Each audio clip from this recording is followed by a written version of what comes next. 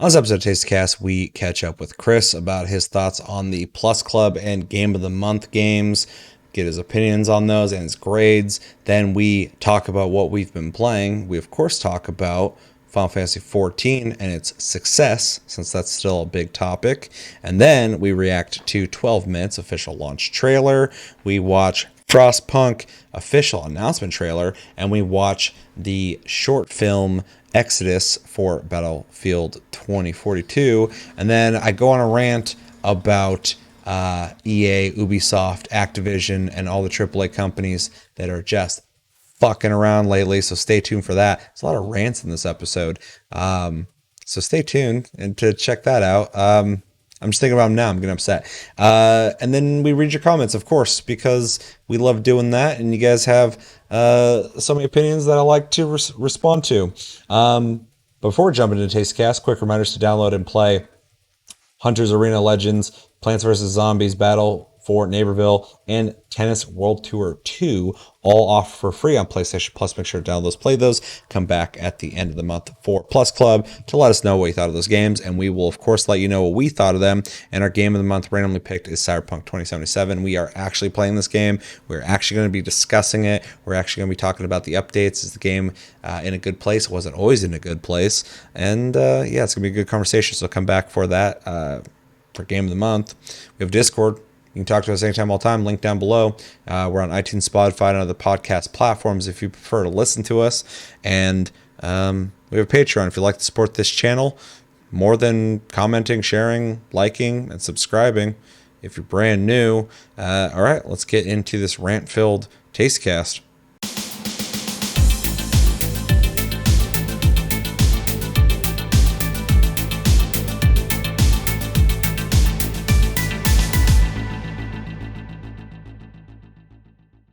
What's going on, guys? Welcome to episode 147 of the Tastecast, our weekly podcast where we talk about random things in gaming. My name is Seth, and joining me, of course, is Chevy, my brother. To my left, your right, and up in the box, we got Kris.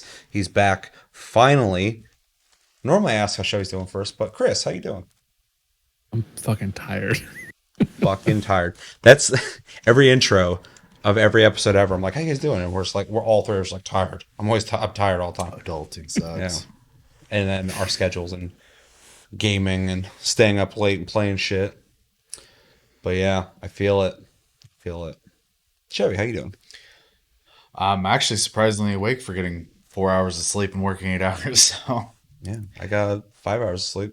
Feeling pretty good. Feel like I can fall asleep if I lay down, but I'm sure I could. So sleep deprived all the time, anyways. true. Yeah, no, I'm good. Nothing to complain about. Great. That's what I like to hear. So yeah, typically we start every taste cast with what we've been playing, but Kris has not been on the show in like 3 episodes, and 2 of those episodes I feel are pretty crucial to the channel, and they have things that we talk about that I really want to hear from Kris. So those shows were Plus Club and Game of the Month. Those are last month. Kris couldn't make those, and he's here now. So I'll give you the floor. You can tell us what games you played, what games you didn't play, and if they were for Plus Club or Game of the Month, because before we started filming, I was like, I don't remember what we played. And you're like, it's this, this, this. So you're in good hands. I'm giving it to Kris. Kris, go ahead and tell us what you thought of this game's giving the grade.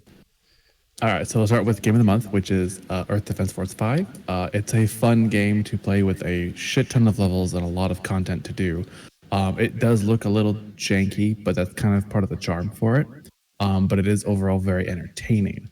I give that game a B+ overall, because the story is just fucking twacked out of its mind. Entertaining, but not enough to get me super invested. But it's a lot of fun to play. And then for the Plus Club games, I did not play Call of Duty Black Ops 4 this time around. I have played it in the past, but it was so long ago. And I only played it in passing, like a zombies mode once or twice. So I can't really give a rating for that. WWE 2K Battlegrounds was very shallow feeling.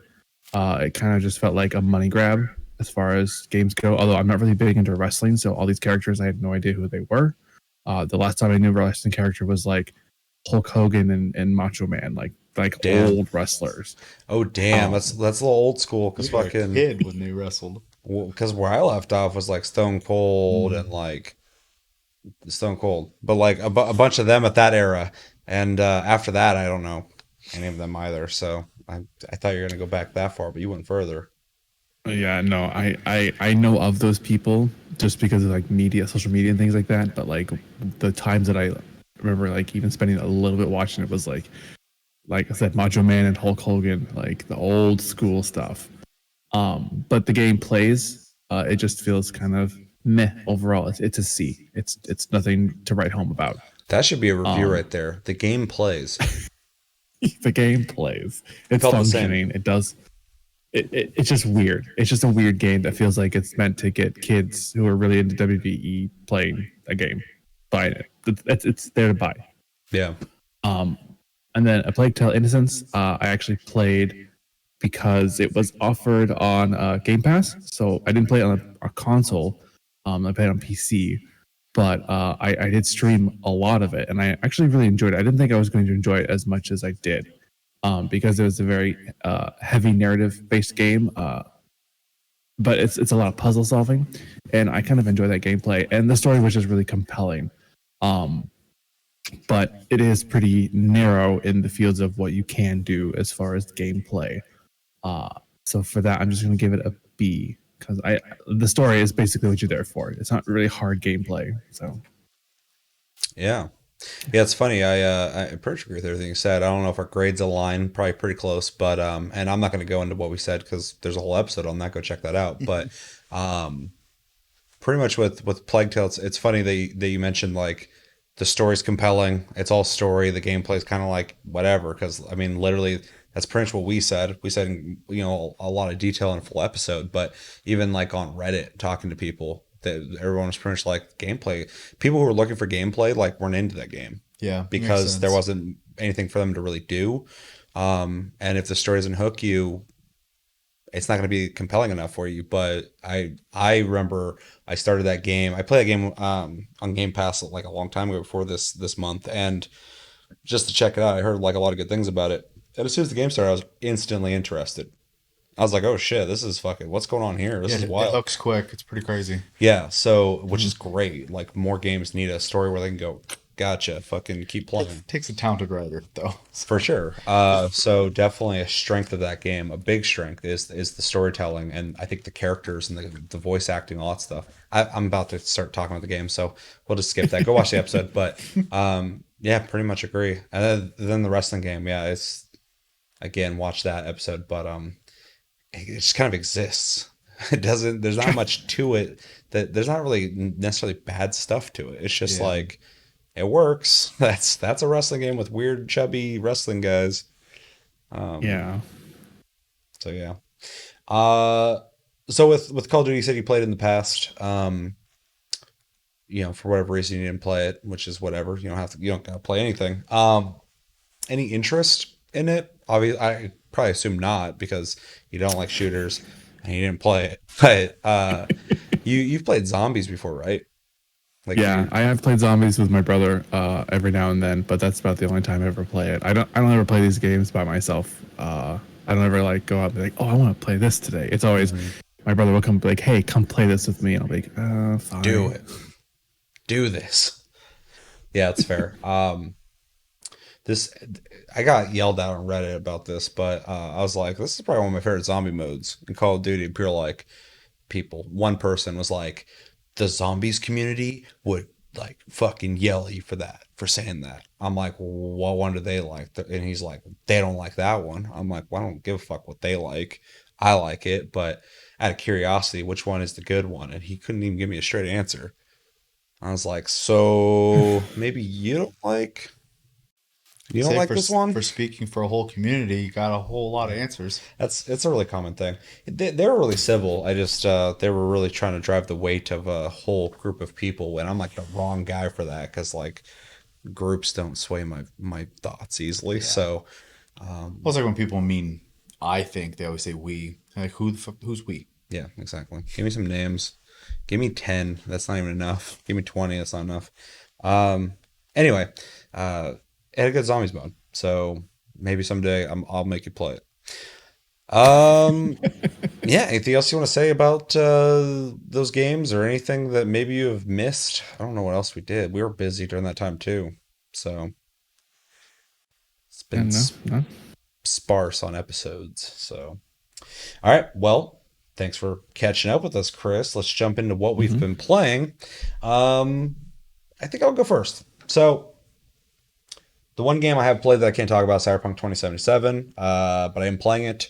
I'd like to play it more, obviously. My goal is to beat it this month before the episode. Game of the month, that's the name of the show. So fucking let's hope I do it. I think it'd be a really good conversation to have if some of us have beaten it. But anyway, yeah, can't talk about it, but I am playing it. I have been playing mostly the Ascent lately. I talked about that a little bit in the last Tasty Cast, but just to kind of update my thoughts on it. It's a really fun game. If you don't know what the Ascent is, it's a top-down Diablo slash twin shooter, up to four-player co-op game, cyberpunk, very in genre. Very detailed, very cool looking if you're into the genre. You make a character, very basic. You get armor that changes your appearance. You get guns you can upgrade. They get kind of crazy, and you get augments. And yeah, I'm really enjoying it. I'm playing it with another person, on and off, play by myself. The game is unforgiving though. That game will just decide to kill you sometimes. You'll go and do like a group of dudes, and then you just go, and you're dead. And you're like, okay, I better do that a little safer this time around, which I kind of like because a lot of games I feel like I'm just kind of going through them. If they're fun, that's fine, but like games with a challenge, I don't really go out of my way to play them. So when I just kind of naturally find one and I'm just naturally interested in it already, obviously outside of Dark Souls and any Souls like game, it's nice to find games like that that aren't just like you're never gonna beat this game because it's so fucking hard. I hear that shit typically. I'm like, I'll get around to playing at some point, but and this isn't one of those games, but it does have a pretty significant challenge to it every once in a while, which is really nice. Although sometimes it feels kind of unbalanced. I was running around fighting level 8s, and then at 13, I was level 13 at the time. I'm higher than that now. I was running to level 21s, and they would one shot me. And I was like, why? And then we went to a different section of the map, and I'd be fighting like level 8s to level 14 area. And then I'd run to like a level 18, 19, 20, 21, and they just one shot me. And I'm like, go away. Why are you here? Like, I can't fight you. So that was kind of annoying. But yeah, the story is nothing to write home about. It's very basic. It's fucking corporations are the enemy, and everyone has a shady side. Um, that's it. But it's got fully voice acted cutscenes. All your characters are in the cutscenes, which is cool if you're playing with people. I always appreciate when people do stuff like that. Um, the upgrades are simple, but they're rewarding. They make your stuff feel stronger. But there's not like a deep crafting system. There's just certain currencies essentially, and if you get enough of it, it's like it takes four of that to upgrade this weapon. You use four of that, and then eventually that turns into a different thing that's harder to find, and then you got to use those to just keep upgrading it. And then yeah, augments so far have been anywhere from like I'm using right now. It's kind of like a bubble shield that's around me, and when the bullets are flying at you, kind of think like bullet hell esque. A lot of bullets flying around. If they hit the bubble, they slow down. So anything in the bubble starts moving slow. So it gives me the ability to dodge better. There's like a heal, of course, where you can just kind of heal anybody in a circle. There's one that when you're looking at people, it puts a target on them, and then when you use it, it like infects them with something, and when you shoot them they grow, and it's really funny to watch them grow because like their character model gets like inflated and then they blow up, and anyone who got infected with that all blow up, so it has damage to everybody. So that's pretty cool. And then yeah, weapons are like pistols, SMGs, shotguns, machine guns. I found a giant minigun that you hold with like two hands under by your hip and shit. So there's some pretty crazy weapons. I'm starting to find kind of like energy weapons. So nothing crazy to report there just yet. But yeah, overall, I'm really enjoying it. Not enough to like really get everyone to go play it. I mean, definitely support it, but I'm not in love with it. I just think it's a really, really cool game. I would love to see a sequel, and it is on Game Pass. So all of you Game Pass people out there, you can play it if you're already paying for that. It's definitely worth playing. But I think it's like $30. Like on Steam, so and wherever. So support it. I'm sure it's a small indie developer, and they definitely deserve it because it's a really well made game. What else have I been playing? I played a little bit. When I say I've played this, I'm being delicate here. I was gifted Naraka Blade Point, which is a melee battle royale. Interestingly enough, you pay for it. That's kind of weird nowadays because most battle royales are free to play. Also interesting because one of our games for Plus Club is a melee based battle royale,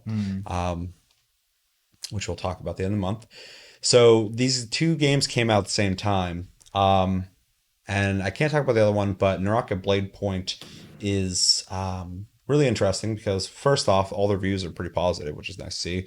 The biggest complaint I see is that it has a cosmetic cash shop. And so a game that you already bought, having to buy costumes for, or cosmetics at least, that doesn't get anyone excited. But if you are gonna have a cash shop, it's cosmetic. So I get both arguments. I get both arguments. I haven't played enough to really have an opinion on that, but apparently that's the thing.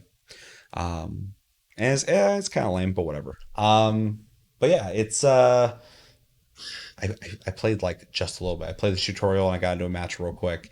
So the only things I can really touch on is I saw like 5 characters. They're all like very Chinese, Japanese esque in their weapons. People doing like cool like katana moves and very like martial artsy type attacks, which is really cool to see. But gameplay wise, it seems really fluid. The characters' animations are really good.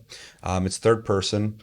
You run around, you find weapons, armor, stuff like that, like in a battle royale. But the combat is essentially, clicking to attack, holding right click to warm up like a long range attack, and they can launch stuff at people. There's a grappling hook that you can use to get to different locations vertically. But it has charges, so when you find one, there's limited amounts of times you can use it. You can also use it against other people to pull yourself to them and hit them. And it's very wuxia looking because when you're flying in the air and you start attacking, your guys like doing this while they're flying and shit. So it's like kind of looks like Crouchy Tiger, Hidden Dragon, which is pretty cool. And yeah, you can when you get into fights like counter people. There's like different colors to their attacks. I'm sure anybody who's playing this game a lot right now is like, you're really fucking butchering this. I barely played it. But when they do attacks, they have like a gold essence to them or a light essence to them to each attack. But then like one of their final attacks, there's like a blue essence around them. And when that happens, you can counter and interrupt them, which is kind of cool. I feel like it's kind of necessary in a game where you're fighting people with melee weapons because otherwise somebody might just like combo the fuck out of you and destroy you. I wonder if Almixite plays this. I was playing it. It kind of reminded me of really hyper For Honor. But yeah, it's really cool so far. There's stuff I want to say about it that I can't because I keep thinking of direct comparisons to the other game we're playing this month. So once I can free myself of that and be able to talk about that game, I will probably have more to say on Naraka in that sense. But it's really cool, and if it sounds interesting to you, I would recommend it. I think it is fresh feeling. I think that some people have already attempted to do melee based battle royales, but this one probably feels the tightest that I've played so far. So, and that's a good thing to be able to say. Combat feels fast paced, fluid. For the most part, feel in control of the fight, which is really important in a game where you're swinging at each other because it's not the same as if you just shoot a guy from long distance. And yeah, I'll play it more and hopefully maybe I'll stream it. And get back with you guys and tell you what I think of it more. But yeah, I've barely touched the surface on it, so it's hard for me to go any deeper than that. And then the last game I played, because I'm still light on games lately, is Gartic Phone. Now we all played that, and I'll segue into you guys. You guys can just jump into this conversation when I'm talking about this. But we just did a 6-hour stream like a day ago. So thank you everybody who participated participated in that, whether you played with us or watched. It was very appreciated to have you guys there. Hopefully you guys had fun. But yeah, we all played it. We played for 6 hours straight. If you don't know what Gartic Phone is, it is a browser-based, free-to-play social game that involves drawing and guessing or creating titles for drawings. Essentially, there's a lot of different variants of games to play in it, and yeah, the main one essentially is you draw a picture and then somebody else sees the picture, they add a title to it, what they think it is essentially, and then somebody else gets that title and then they draw that, and you're playing telephone essentially.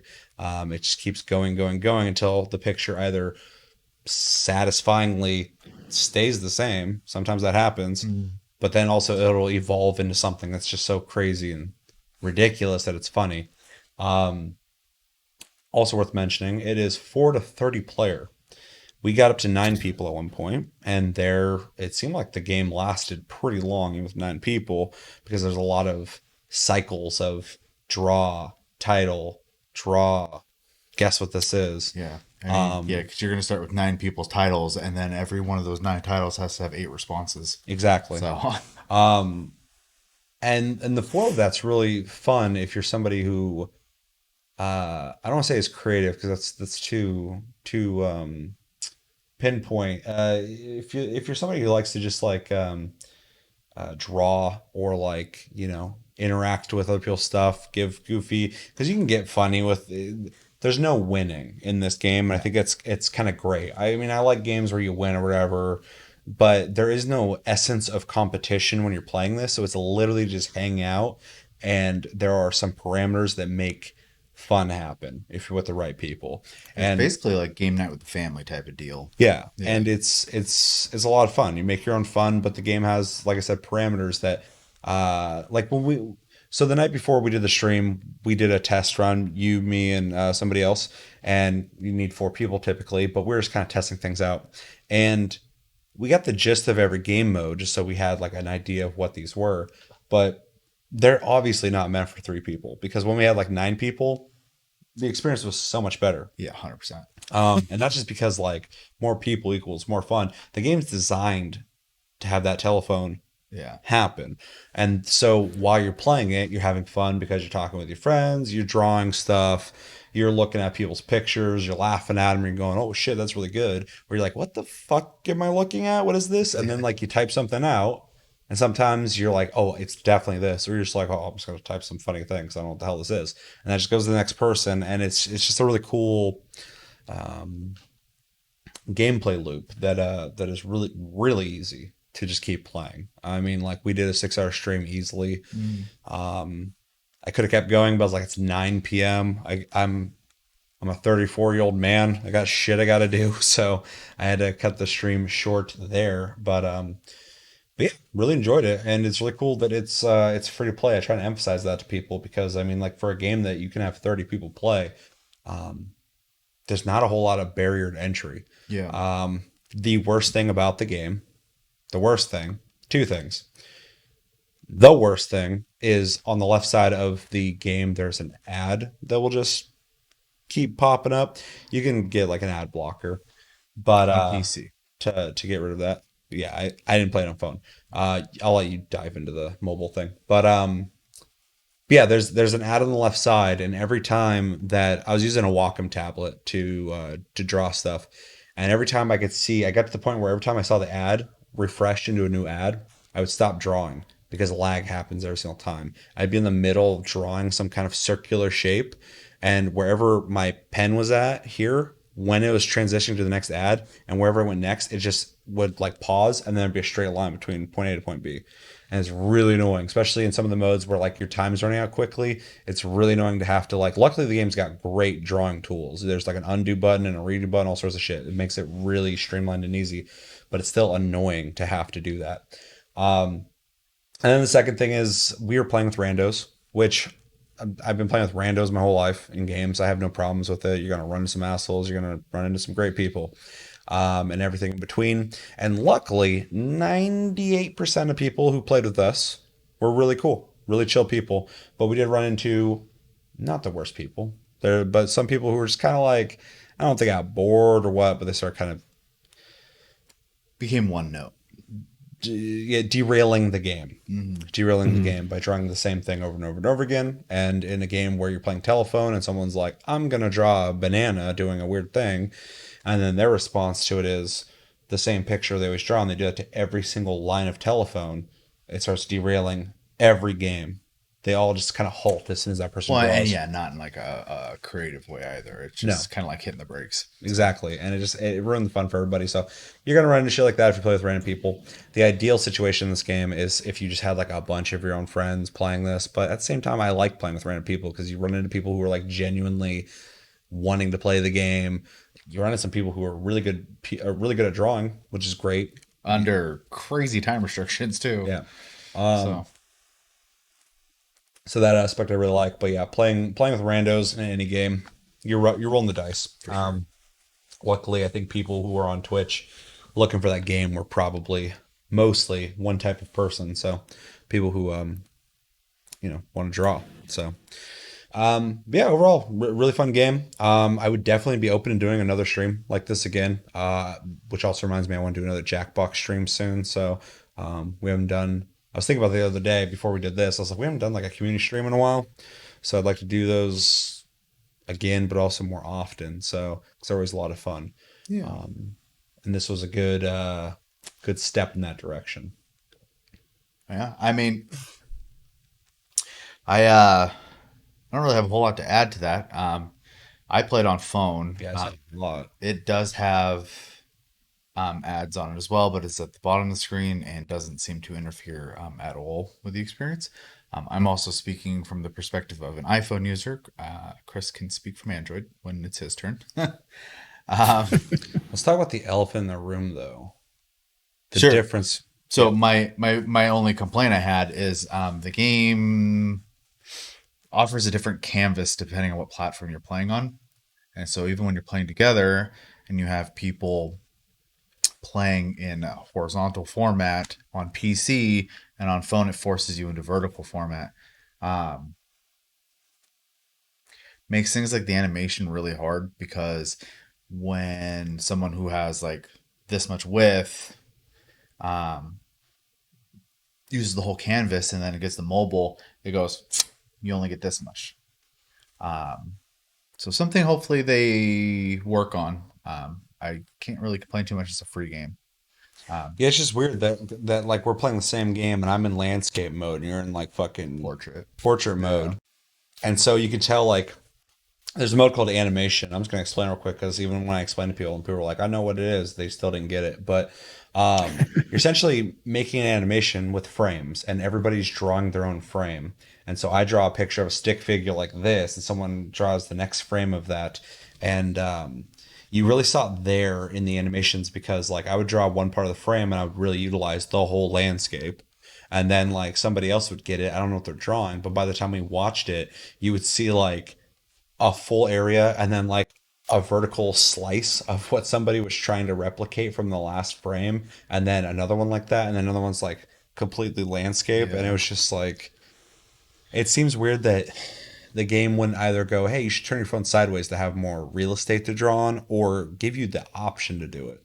Yeah. If you actually do put it sideways, it'll tell you it does play that way. So the screen Yep. literally goes black with a message saying to put your phone back the other way. Because I don't play that game So like Chris. if there is a way, because I tried like doing like pinching motions and stuff like that, and it would just take it as me drawing on the screen. I was hoping I could like zoom out or something and maybe move it, Mhm. because I'd be fine with that. I get it. I'm choosing to play on phone, um, but I didn't see that. So I mean, if anyone's watched this has more experience and it is an option, let me know. But I could not like low effort figure it out. So It's just a bummer because like it's awesome that you can play with people from PC to phone. That's awesome. Tablet, whatever. yeah, Because it's a browser game. And so like just that one little hurdle is just like the yeah. game's full potential can't be met because of that really questionable fucking limitation. It's a strange one, and I wonder. And like I said, I do wonder if it's something they are working on. And if not, I hope they do because Yeah. Yeah, fix that shit. It It feel really only affects the animation, I think, though, because like the normal mode seemed to work just fine. There's a couple where like you get somebody's and you're supposed to replicate it, and so there's a lot of the picture you're not going to see. But for the most part, people typically draw towards the center of the picture anyway. So Well, and even in that case, and in animation, it will show you the whole frame in the preview, and okay, then when you get the canvas, it zooms okay, in on the section, gotcha. so you can still Yep. see Yep. it. So even in still pictures, you can still like take that and try to adapt to it. You just have to work within the confines that you're given. So, but yeah, I mean that's my only complaint. Otherwise, it's a lot of fun. I think there is a different version. I don't know if it's the same company, if it's like an older version or something like that, or maybe it's a knockoff or whatever. But there is also Gartic.io, and it does have lobbies. So Yeah, I yeah, saw that. I'm not sure. But when I watched streamers play it originally, it was Gartic phone. Yeah, fun though. Yeah, Chris, thoughts? I ran it on an Android phone, like Chevy was saying, and I didn't run into the same problems. The ad was at the bottom, didn't really affect anything drawing wise, gameplay wise. I had all the same tools because I started on PC. I switched to phone because I had a stylus. I didn't want to draw with a mouse anymore. And it was really, really frustrating being able to see the whole image ahead of time and then being limited to this smaller scope. Like I could see, like in the animations particularly, you could see the whole thing they drew before, and then it gives you kind of like the shadow of like what they drew, so you know where to animate things properly. And it would just be like this shrunk down like cut, and I'd just be so frustrated because I couldn't fill out the rest of the animation. That's the only complaint I have about it. Just like Chevy, everything else worked great. It was fun and entertaining, but the limitation of the screen shrinking was just so frustrating. Yeah, yeah, it sounds stupid, and then of course when we're playing it, it affects it, not in a negative way, but it's just I don't know. I wish they could do something to make that better. Yeah. Yeah. I mean, I'll also say too that, and I think this comes with just because it is a creative thing. Time disappears playing stuff like this. So Oh yeah, that's anything I do creative. Time just melts, and so even if I'm doing like random doodles and hanging out with people and talking, yeah, time just flies by. yeah, hmm yeah. Sunday's gone. Yeah, yeah. Sunday was gone. We started at 3 p.m. We ended at 9, so it was over. Luckily, it went really smooth, which is nice. Um, yeah. So before one of you takes what you've been playing, you hop into say whatever you want to say about that. You get any opinions? Did you enjoy yourself, Chris, playing it? I loved it. I loved it so much. The animation was by far, concept wise, my most favorite game It mode. seems like that was a lot of people's favorite. It was definitely one of my favorite. Although I think the normal mode it was like when we first played, I was like, yeah, that's whatever. You just draw. When you But have then people. when you have a bunch of people, I'm like, okay, I actually really like this because it's like a lot of fun seeing it evolve. Yeah, I really, really liked normal mode. I like the secret mode, but everybody hated it. It's Oh my annoying, but I god. love the end because you get to see the result. But animation was definitely, and I like it better than the movie mode. The movie mode is gives you more frames, but it comes out weird. I don't know for some reason. I think the animation one seems better, but yeah. The only thing is it's fine. Everybody's having fun or whatever. But like the only thing that sucks in the animation mode is like I said, some people I don't think are understanding what they're doing. They're not understanding how animation works and how frames work. And that's not me going like, you don't get it. But like, I would draw a picture, and sometimes someone would draw like almost like try to draw the same picture that I drew, or they would draw a picture similar to mine but not in relation to mine. So like, if I drew like a cat, they would draw their own version of a cat on a different part of the picture. And in animation, it's just gonna be like blips of like different cat heads everywhere, and it just doesn't Yeah. work.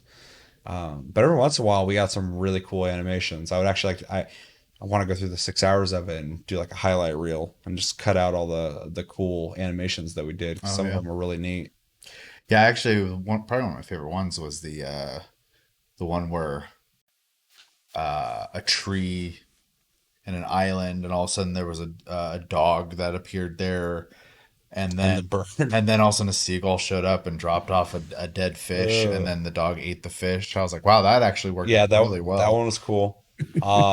It's funny too because I was like real conservative about my impact on that animation because I just got a picture of a dog on an island in a tree.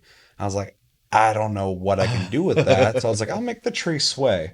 So I took the tree and I redrew it exactly, but like had it just slightly over here so it would look like it's moving. But then everybody else went fucking crazy with it, and someone drew. I like how the bird started as like a normal looking bird and started slowly looking more like a jet flying by, but it dropped the fish like right into the fucking dog's mouth. I was like, that's perfect. Another one that's really good is the person. It's weird. The first frame has two people in a boat, and after that frame, someone Oh that drew no. after was like, "Fuck the second guy," and like, and then I got the third frame, I think. So I was like trying to emphasize the motion of the boat moving. But then, like right after that, someone just drew a fish coming from under him, and then someone made it eat him, and like it ended up at the end looking really good. It was less about the guy in the boat and more about the fucking fish being hungry. And then the UFO that I drew, I was trying to make it look like it was sweeping in, but then everybody animated it flying into lava and blowing up, and then it turned into some mutant thing. I was like, all right. So like that's one of the things I love about it is like I have this idea, but then the amalgamation of different minds creates this whole new fucking thing. And some of it's not even like everyone has a plan of what they're gonna do, but the next person has no idea what the fuck they were gonna do. So like it just has a life of its own. So it's kind of a cool experiment. Yeah, for sure. Yeah. Any other ones you enjoy? I really like the one where you have to copy the drawing and it gets faster and faster and faster. Like I Yeah, think that yeah, I one's like that one yeah. too. hilarious. Yeah, I forgot which one that is, but Gets that was fucked in really the fun moment, too. but the end result is Oh, good. I was Yeah. stressed. I was like yelling and shit because I was just like, It's "Wow!" so And it's funny because at the end you see like a detailed picture, and the next one's like a replication of that, and it slowly just turns into something so Something minimal. you put on your fridge. Yeah, yeah, it's it's ridiculous. it's Even if you so can draw deceptive well. at first because it Yeah, gives you so much time in the beginning to draw this crazy picture. You're like, well, shit, I got all this extra time. I gotta draw more details. And then you slowly realize that each round it gets faster and faster and yep. faster. And then by the time you get to like one of the last rounds, you have like seconds. And so I'm like, I draw a fucking square that looks similar to the square before it, like a person. I'm like, this is where he was, and For like sure, yeah. by the end, it's just like a square with a dot in the middle of it and and a half circle next to him. And it's like, what the hell's that? Like it was a dude walking his fucking dog, but I also like the oh yeah moments that'll happen because yep, like you'll I love be that. you'll get someone's drawing Mm, and you'll copy it and then you'll see the beginning like when you get to the end and showing them off. I'm like, I didn't get that one. yep. And you see it devolve into something like, oh There's so many versions of that. That's really interesting because sometimes I'll get a picture, and it's like midway through the anime or not the animation, but the pictures that people have been drawing. And I look at them like, I don't know what the fuck this is. And yeah. I try to make sense of it, and then I'll get to the end and it shows the original concept, and I'm like, sometimes I don't even know Yeah. it's that, but sometimes I'll see I'm like, oh, that's what that was. Okay, that's where that went. That's real interesting. Yeah. Or like I'll see a picture, I'm like, I don't know what this is. So by the time it got to me, it was something else, and that's always really fun to kind of see how the hell that got to where it got. So Agreed. yeah, it's a really fun social game. It's hard for me to call it anything other than that because it's just like the fun is the basics of drawing and hanging out, but also like the what the game offers in the randomness of what can happen. So yeah, unless you guys have more to say on Gartic Phone, somebody can hop in and talk about what they've been playing. Go ahead, Chris. Oh, well, my list for once is actually relatively short, even though I've been gone for a while. I have been playing Curse of the Dead Gods, which is a roguelike game, kind of set in like, God, I don't even know what the time period would be like. It's like you play like this kind of like pirate captain guy who is stuck in like this temple, this Mayan temple, and you're cursed. It just have like three different weapons that you can mix and match and upgrade as you level or play through the dungeon. The fun mechanic though is that you're literally cursed. So every time you proceed through a door to the next level, your curse increases, and then once it reaches 100, you get a debuff. And your enemies can give you debuffs on top of that. So, or more curse on top of that. So it's really like builds up a curse pretty quick if you're not paying attention, and they can be really detrimental, or they can just kind of be like, eh, kind of 50-50, good, bad scenarios. And then when you beat the bosses, you either end the game there, or you remove one curse and move on to the next set of floors. And I'm really enjoying it a lot. It's a lot of fun. And I think everybody should give it a go. It's a lot of fun. It's one of those games that I feel like I either wanted to play or have played, and then you start describing them like I haven't played that. But I know the name. I've thought about playing it, so that makes me want to try it out. It's a lot of fun. I really enjoy it. There's a stamina mechanic that is related to like dodging and shooting and heavy weapons and parry. There's parrying as well in it. It's just it's a lot of fun. Definitely recommend it to everybody. And then the other game that I've been playing pretty much exclusively lately is Warframe. I hop back into Warframe, and I've got a railjack now built. I had to build that into the dojo. That took a lot of resources to build, and a lot of time to get that. But those missions, those are hard missions, particularly if you're playing solo or with randos who don't really know what they're doing. It definitely takes a lot of coordination to get a railjack mission to go smooth. It took my brother and I, we did the first one, just the two of us, like 7 times before we actually got the hang of like what we were doing. It's definitely a lot of nuances to it. But once you get it, it's fun and it goes by pretty quick. So it adds a whole new level of challenges. There's whole different mechanics to how those missions work out and stuff like that. It's a lot of fun. It kind of combines. It takes the railjack. You're flying this big ship, and everybody's helping pilot it and shoot it and repair it, as well as arc wings. You can hop out of the ship in the arc wing and shoot with that, as well as regular mission types, because you hop out of your ship into enemy ships and kind of just go through that with your Warframe. It's a lot of fun. It just kind of doing the grind, the Warframe grind. That's what I've been doing, trying to catch up with everything. There's a lot of changes that have been implemented since last I played. That's the big deterrent for me, man, is fucking knowing how much they've added. I'm like almost afraid to hop in because I'm like, there's so much shit, and I lost track of it because I hadn't played in a while. And by the time I wanted to play it again, I was like, I don't know what the fuck any of this shit is. Like, hopefully it explains it well enough, but I had to look some things up here and there, but it's nothing too hard. It's nothing too bad, I should say. It definitely has a big difficulty spike from what I remember. And like I said, because of the changes, my weapons that were like, melting enemies have changed, and they don't melt as well as they used to, which is fine. That just kind of comes with how the game progresses and evolves over time. But I'm definitely still having a lot of fun playing it. Just a straight blast. And there's 2 new factions of grinding rep that since I last played. The Fortuna I did a bit of, not too much, and then there's a new one on a new place called Demios. Probably pronouncing that wrong. And it's just, there's a lot of grinding involved, but it's a lot of fun. It's definitely a lot of fun. I want everybody to hop back in and play again. Yeah, I've thought about it, especially with all the stuff that we didn't cover because we were gone. Great timing on that part, but hearing that they're finally working towards getting cross play and cross progression, that's fucking huge, especially how long the game's been out. There's something else they announced too. Do you remember? There's another big thing they announced with that. But that was like the big thing. I heard that. I was like, holy shit, they're finally doing that. Like I could play it on PC and have all my shit. That would be crazy. That's all I remember. There's something else that's like a real big part of their announcements. I can't remember. We should probably do an episode at some point, even though it's way the fuck in the past now. But it'd be fun to talk about it.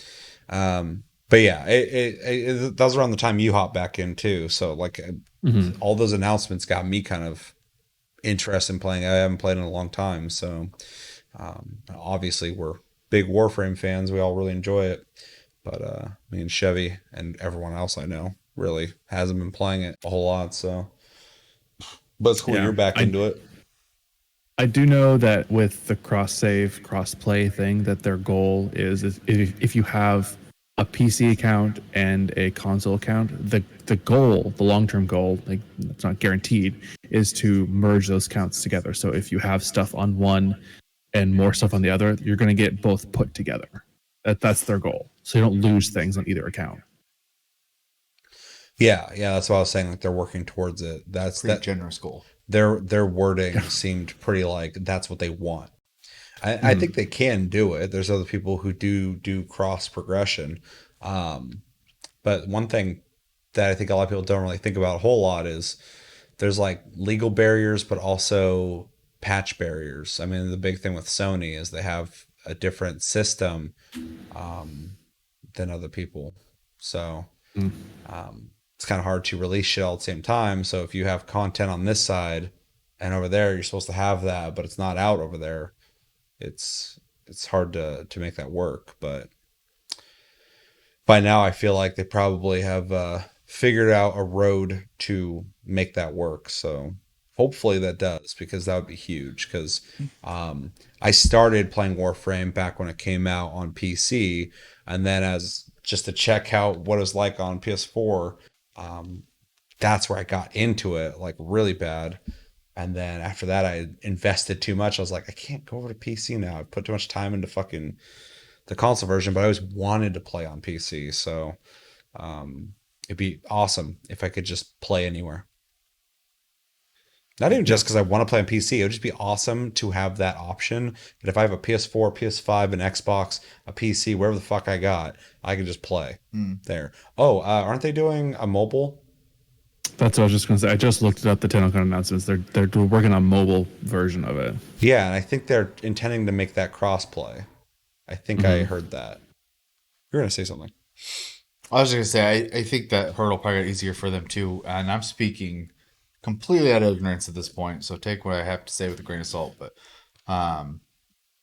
their development cycle changed over time. They used to release a lot of like rapid fire small stuff, and now they don't. It's more just like long, Big content. big stuff. It's probably a lot easier to plan updates around certification for consoles that was what I when was you're looking not for earlier. doing rapid fire updates. So, Yeah, that's a good point. but yeah, You actually like schedule that shit. So yeah. whereas if you have like rapid fire little things here or there, you have to do that constantly. It's Get permission nonstop. yeah, it would be rough. That's cool though. I need to hop on, see what the hell's going on with the dojo that I fucking started. I have no idea even what's going on there anymore because I just haven't been on in like years Versus now. I know. But yeah, missed that game. Anything else on Warframe or any other games you've been playing? That's all I've been doing, man. That grind has got me hard. Yeah.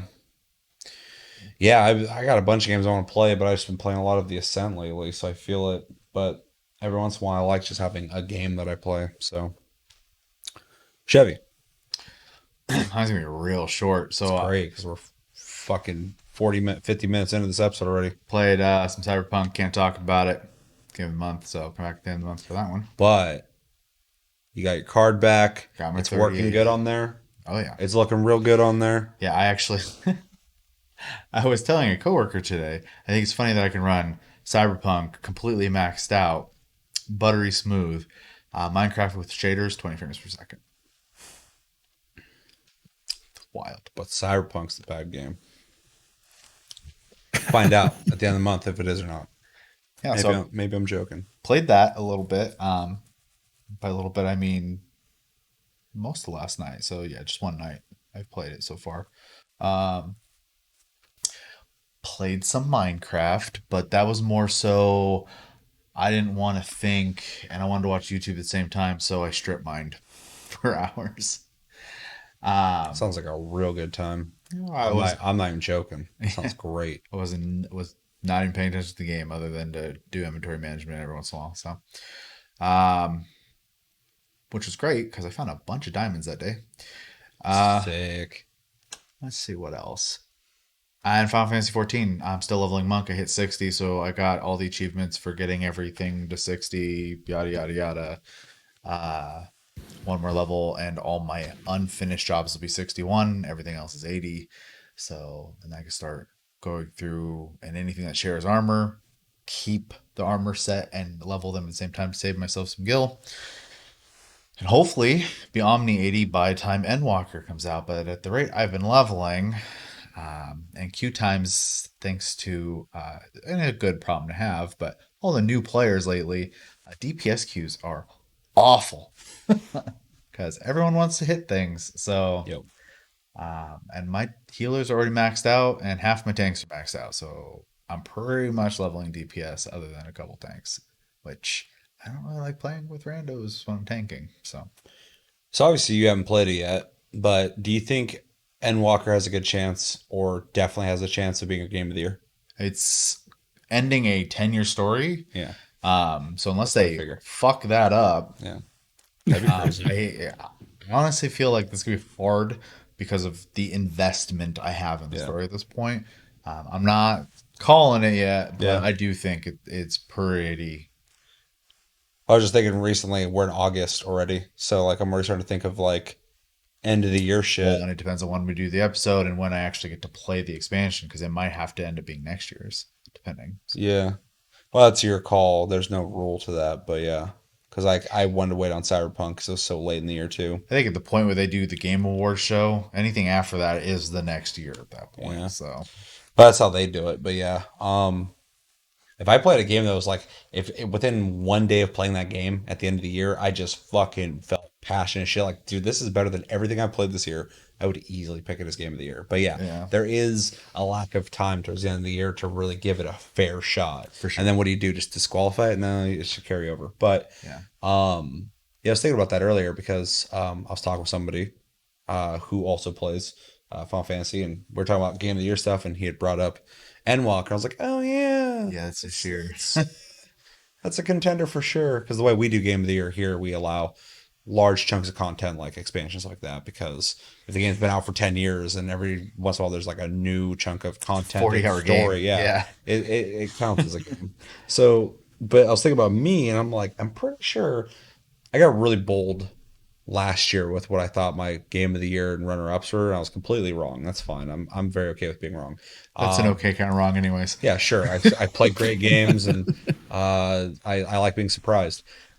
This year though, I feel like all three of my top favorite games might be FPSs, which would be crazy because like Been a while. every year there's Call of Duty, and sometimes there's Battlefield, and then there's Battlefield 5. Which they gave away recently, I guess. So And yeah, they just they're just trying to give that shit out. But and the game's fine. But it's soulless. But yeah, with the amount of FPSs and like right now still, I think Resident Evil Village is like my favorite game of the year. But then like we got like Battlefield 2040 or 2042.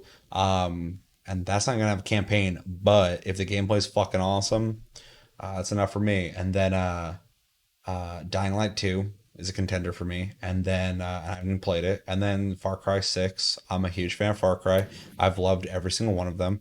And I think even though some people didn't like 5 that much, I think 5 has one of the best stories Far Cry's ever had. And I think it's fucking fantastic. So with that trajectory, Far Cry 6 could be like really fucking good. So I keep thinking like I gotta see what the other games that came out this year. But yeah, I've just been thinking about that I'd lately. have to look at a list, but I don't think this year really had any like heavy hitters for me. So So far, not for me either, except for Resident Evil Village. I think Resident Evil Village is like really fucking yeah, good. and it is understandable. Games weren't really being made at the same Yeah. capacity last year, Well, so next year is gonna be fucking insane. yeah, 2022 is gonna be like the year of all the big bangers. It's gonna be so hard to pick a game of the year next year unless they get delayed even further. But everyone and their fucking brother delayed their games into 2022. yeah, which makes sense. Like all these games, fucking. I think Stalker 2 is coming out in 2022. I mean, a bunch of games are, but like I thought that was coming out this year, and then it got delayed into 2022. Yeah, But yeah, that's gonna be a crazy fucking year. But so it's fine because then I don't have to think about Final Fantasy 14 in that year. yeah, it's good strapping this year since everyone got delayed into the next one.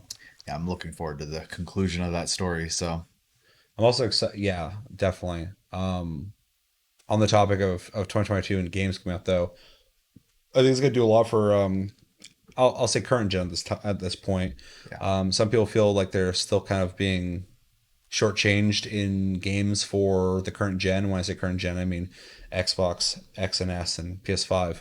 But 2022, I think we're gonna get a fucking just a dump of all the games we were supposed to get. So it's going to for that. help that it won't be completely fixed, but the catch up on superconductors will be a little better handled as well. So Yeah. by then, plus I Yeah. think new factories are opening up next year And too. fucking Intel's making graphics cards now and shit called Arc, which is interesting. We're gonna have a third company making graphics cards. That's a long time coming. See if they Watch- sell them at Intel Oh. prices. Yeah, I would say watch them do it for a year and just give up on it. We'll see. Any more Final Fantasy 14? Anything else? Kind of derailed there a sec. No, I mean the only thing I'd really say is it is interesting that even at the beginning of the year, we get home late, we work evenings, so so logging in is usually just easy, no issues. Now I can get home and I have to wait in queue to get in, and it's kind of a weird feeling that at the slowest point of the day, I still have to wait to get in. So Yeah. again, good problem to have. I'm glad the game is doing great. Obviously I have an affinity for it and I want it to succeed. So, yeah, kind of, it's really strange for a 7-8 year old, iteration of the game. So Yeah, it's obviously still bumping, obviously, but like like a week or two ago, 3 weeks, 4 weeks ago, fucking, it was like such a huge fucking topic that it's really crazy because the game's been out and a lot of stuff people are praising, like new people are praising. I'm like, it's been there. yeah, it's Yeah. weird. I like it. Don't get me wrong. Like I said, I have an affinity for the game. But it is weird, yeah, because like the community who has been playing has been like, the story is amazing, the story is amazing, the story is amazing, the rating is fun, the rating is fun, and then people are playing it now and they're like, you can watch videos of these people like have no interest and all of a sudden they're invested by the time they get the first expansion. I'm just like, this is so crazy. I've been telling, like, you've been told for a long time, and I'm not saying that in the regards of like, this isn't a verse thing. I am an MMO player. Like New World comes out, I plan on playing it. Yeah, Ashes of Creation comes out, I plan on playing it. Like Yep. I like MMOs, so it was always weird to me the hesitation there, just because anime, essentially. So Oh, that's a huge make or break for a lot of people. it's so weird. Yeah, Comic I side. play everything. Yeah, yeah. It's been interesting for me too because like I've listened to you for years talk about Final Fantasy 14 and like I've played it on and off plenty, but like I need to play it more. But a lot of the talking points I've heard over time from you and other people who play regularly, I'm just getting like a bunch of that repeated to me now in 2021. I'm like, holy shit, why is this happening again? Why am I hearing all these talking points again? The exact same things I've heard so many times. And I'm not even trying to be like that guy. I'm not a guy who's like, oh, I hate popular stuff. But I'm like, I'm stoked that the game's doing really well. But like a lot of the conversation is like a lot of people who are just kind of finding out about it. And I'm like, I don't want to have this conversation again. So that's just me, like, wanting to, like, I'm glad you guys are having fun. Yeah. But it's just been a weird experience to see that happen. Like, I can't think of another MMO that was successful already. Like Final Fantasy 14 wasn't like fucking some No, it's small MMO that was dying or something like that. It's not like an underdog story, but it did go from like, yeah, it's one of the big ones to like the biggest one. And everybody's like, the people who wouldn't even give the game a chance are like, this game's great. Yeah, exactly. Did you know that's blah, the blah, part blah? that's weird for me. Yeah, it's fucking bizarre, Because but it's cool. like you said, the game's already successful. I mean, Yeah, that's Shadowbringers, fine. before this wave of new players, had the most players the game's had already. Yeah. And then it just got hit so hard now that they already were planning on expanding the servers, and now they're trying to expedite it, and they're trying to like give companies more money to allow them to buy the parts earlier. And this company's like, we literally don't have the parts, sorry. So Even in 2019 at E3, fucking obviously Final Fantasy 7 was the big thing, but like yeah, the Final Fantasy 14 booth was huge, and there's people always in that fucking line. I mean, like, there's people were anticipating that and already really excited. So, like I said, it was already popping, but now it's just like way more. Yeah, I mean, even the collector's edition when it went on sale for Endwalker sold out so fast. I was trying to buy it and it was gone. I was like, Jesus. Living that PS5 life for a lot of people. Yeah, no, it's fucking crazy. Fuck, I was gonna make a complete. It just went because I started thinking about. I started thinking about PS5s all of a sudden. Just changed my brain. Um, it might come back to me anyway. Yeah, I mean that was pretty much it.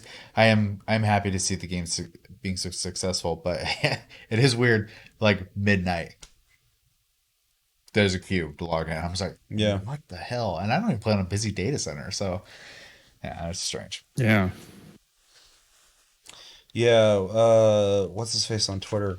Grums. He said that he just like fishes all the time. That's all he does. Fishing's pretty good. Yeah, he loves it.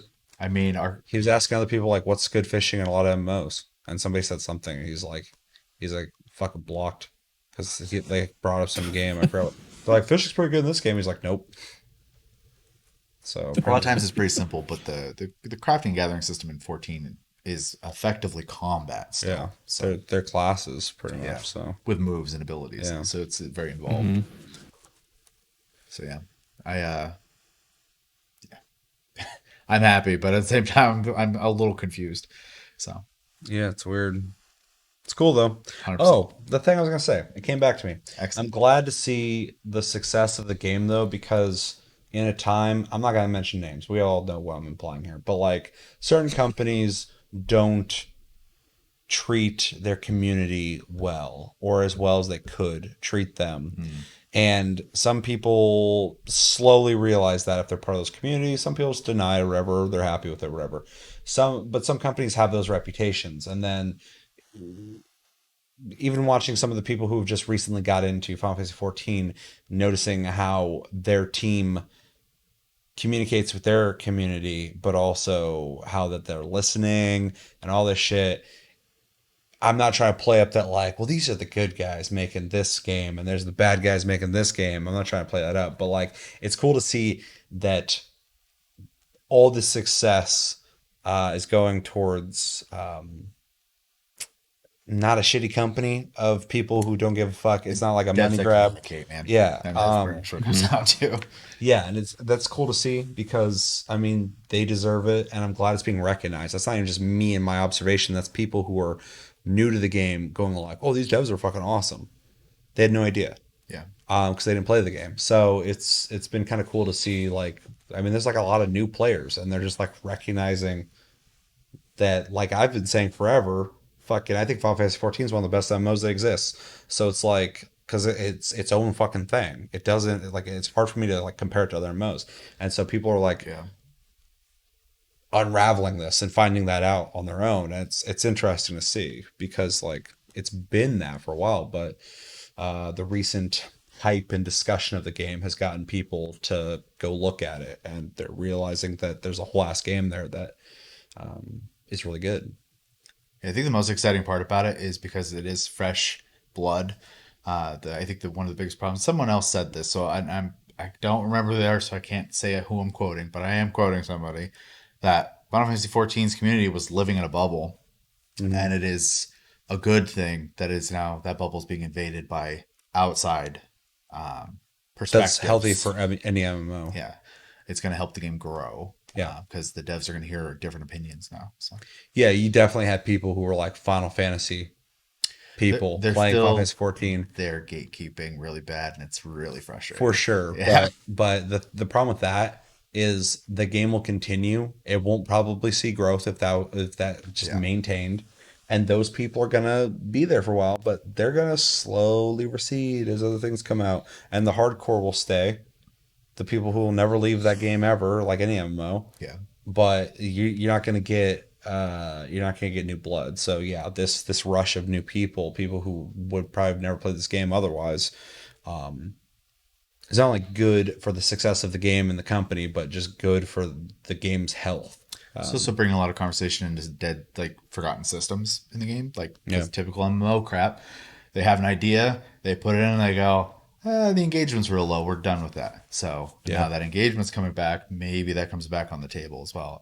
The big example I could give with that is PvP. Like the community that was playing the game wasn't interested. You got a lot of people come from games that maybe have PvP backgrounds. That discussion can happen now. So Yeah, I know somebody who it's important. who's interested in the PvP, but I will say people are playing it right now though, because there's a lot of people trying it out. So yeah, it's something I've never heard anything like. I've never heard anything bad about it, but I've never heard like anybody go like it's great. There's like it's there. it's okay. Yeah. Yeah, it exists.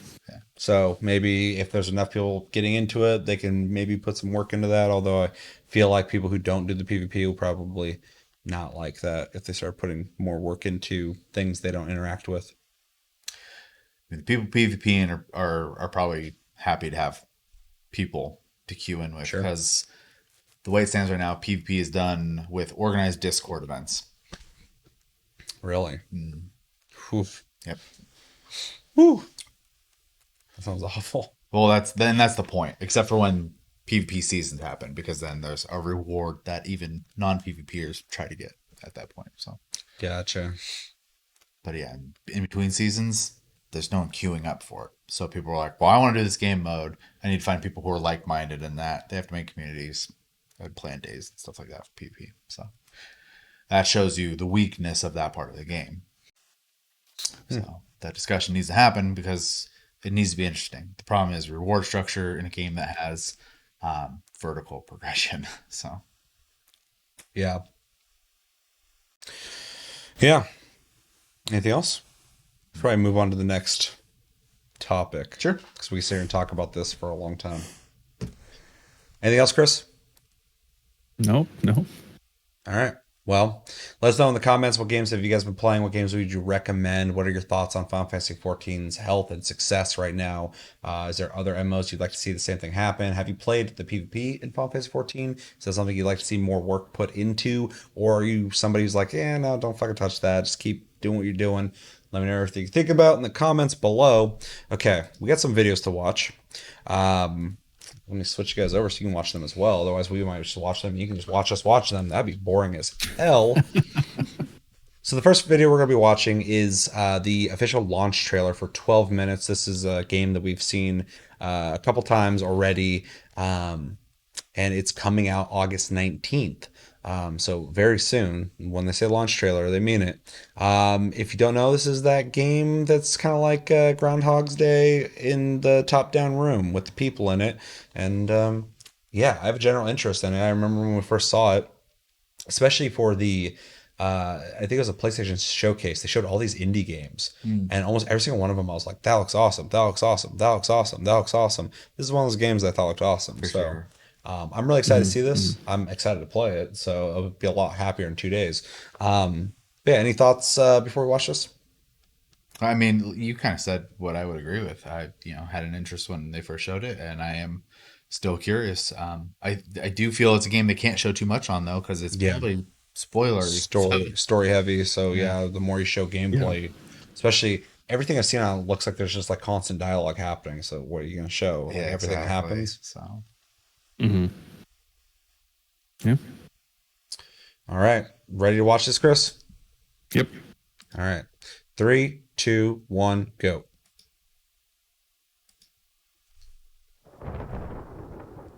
So when is a dessert not just a dessert? I have something to share. So? Okay, look, I clearly haven't opened it yet, and I know there are baby clothes inside. I just bought them today. How could you know?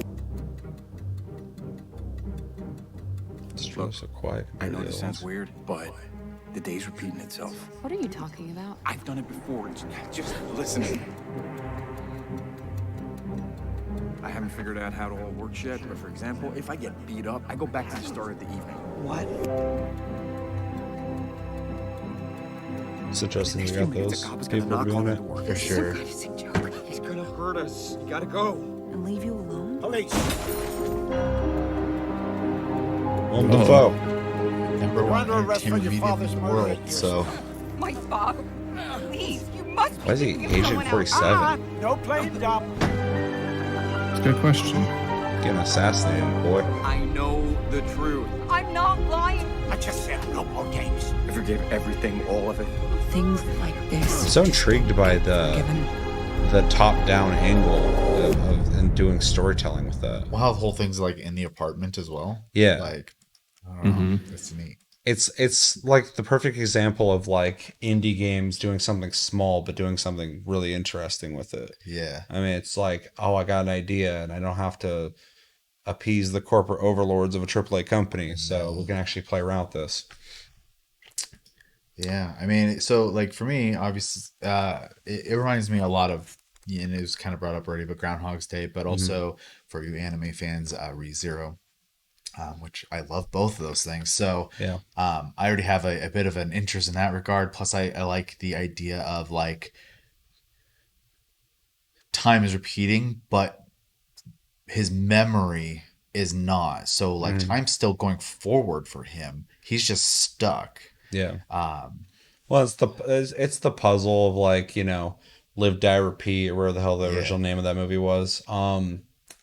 Where you know what's going to happen, you try new things, that doesn't work, that it's like an unraveling puzzle to try and find how to avoid certain outcomes I or really whatever. need you to watch ReZero. Didn't I watch some of it? You watched a little bit, yeah. That's pretty much the whole like the big like premise of the show is. Maybe I'll do that as my first fucking foray into reviewing anime. It's a good one. I do think Dragon Slayer it would be a safe one though as well. So just because it's There's amazing. one I had landed on and I wanted to do, but I forgot what it was. Anyways, Yeah. to the game Yeah. here. I also think like they obviously spent some money on voice actors, and in this case, I don't hate it because they're actors and it's a dialogue game, right? Well, they're all pretty decent. I mean, Willem Dafoe's fucking awesome, but like James McAvoy's a good actor. Daisy Ridley does fine. Yeah, And stuff she's the in. only concern I really have when it comes to celebrities doing this kind of stuff is, are they gonna phone it in or do they actually give a shit?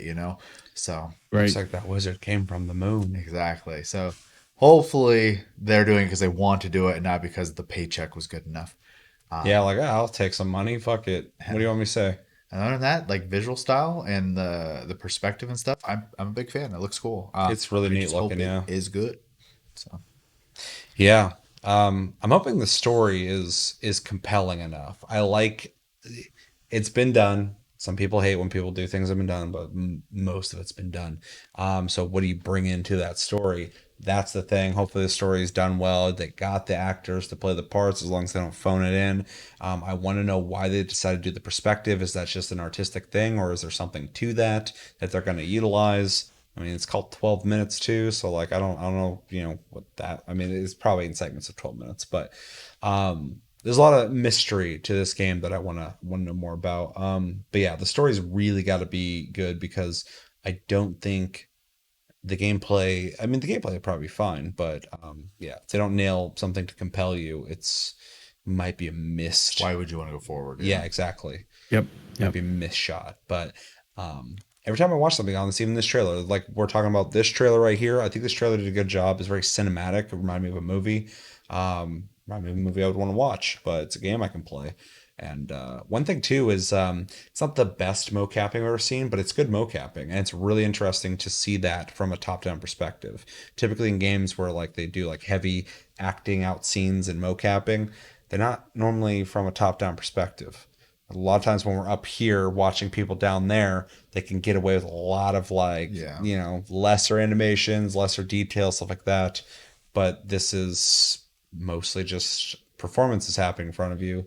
And it's really, really interesting looking. So I'm hyped. I'll be picking this game up when it comes out. Kris, thoughts? Yeah. No thoughts. It's an it's an interesting concept. The top-down perspective, gameplay, the story loop is, like you said, it's been done before, but that's not a big deal. But something about this doesn't really grip me very well. It's not a game that I'm going to purchase right away. I'm definitely going to wait to see how people feel about it. But like you said, it has to have a very compelling story to grip you right away. Otherwise, the game is just gonna flop because it's relying entirely on the story and the nature of it. But I just it feels like an online flash game to me, like something you could find online. Even though it's got fancy voice actors and things like that, it just feels like it looks like it could be a fancy online game, like like you find on a web browser somewhere. I could be too harsh on it, but it's just not compelling enough for me to buy it right away. Yeah, I mean, outside of the mocapping and the animation in that sense, and maybe the lighting, I think that kind of like the top down simplicity, I think you could probably replicate in some kind of, I think, more simple looking game. But the almost Zelda like fucking perspective. I mean, how many games have you seen have something similar to that? So I get what you're saying. There is an overall graphical quality I think is a little higher than what you'd get in something like that, but it's a fair assessment, I think. So I like I said, I'm gonna wait to hear what people say about it, if the story is compelling or not, because it's gonna hinge entirely upon that. yeah, definitely. Anything else? All right, well, I'll let you guys know after I play it. I feel like this game will probably be pretty short. Hopefully it's not 12 minutes, but it's like, hopefully it's like, a couple hours maybe or something like that. That's fine. I'd be okay with that as long as it's not a full $6 game, but they got to pay James McAvoy, Daisy Ridley, and Willem Dafoe. So maybe it will be a full price game.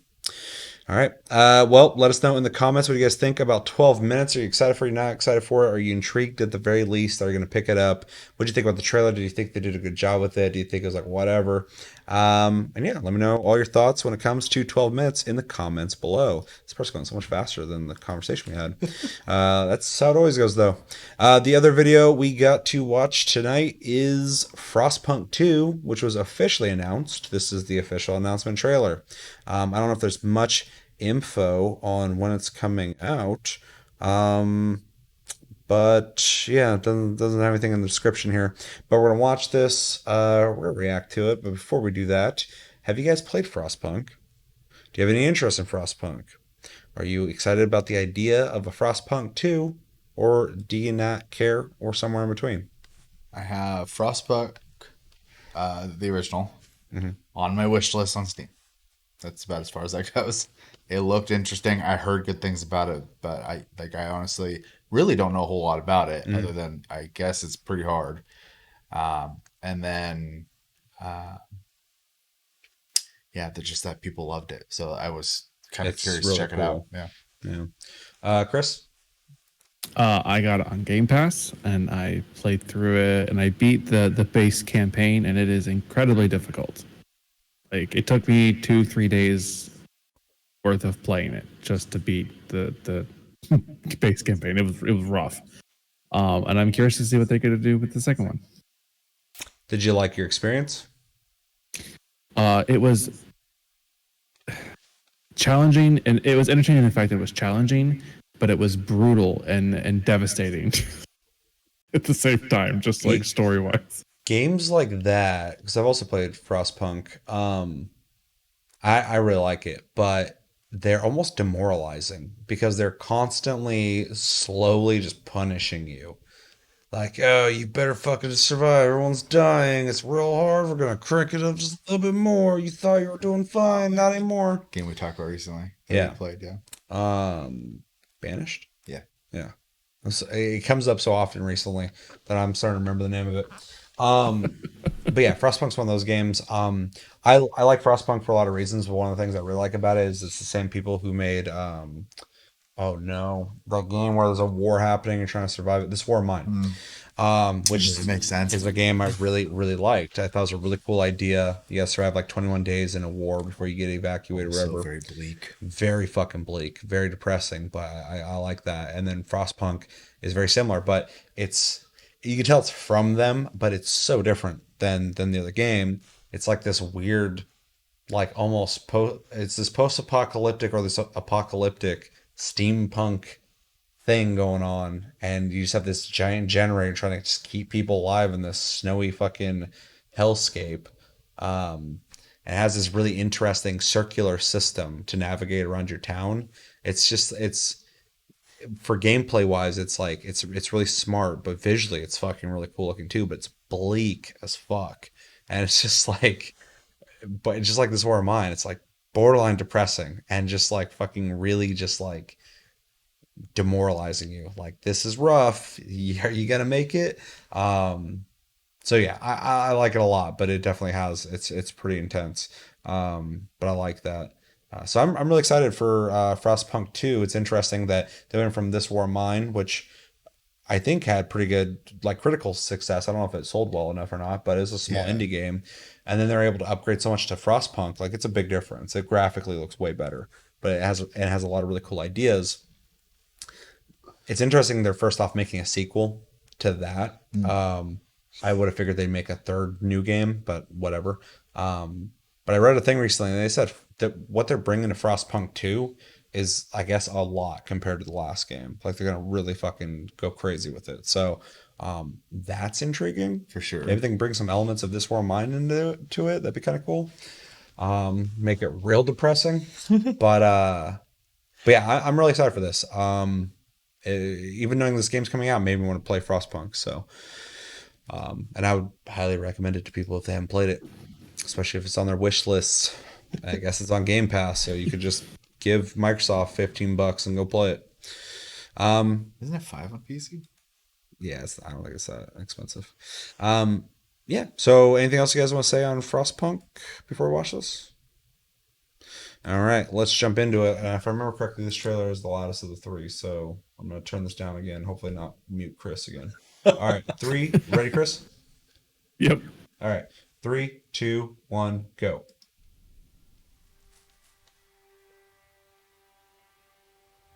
The world turned against us. Yet, we survived. We brought heat to our homes. We healed our sick. We fed our children. Some say we broke our promises. Some say we betrayed our brothers. Ew, is that in here? Some say we abandoned Gooey, bro. God. Someone was juicy. Such a gross weapon. But True. it's us, not Especially if you wore armor and got hit with brought it. us this far. Let's get dented in. I thought they were lame on this And weapon. those It's like who they make should sacrifices have bought weapons a today lot more. Yeah. will Oh, reap less the cool. rewards Jesus. of tomorrow. He's a liar.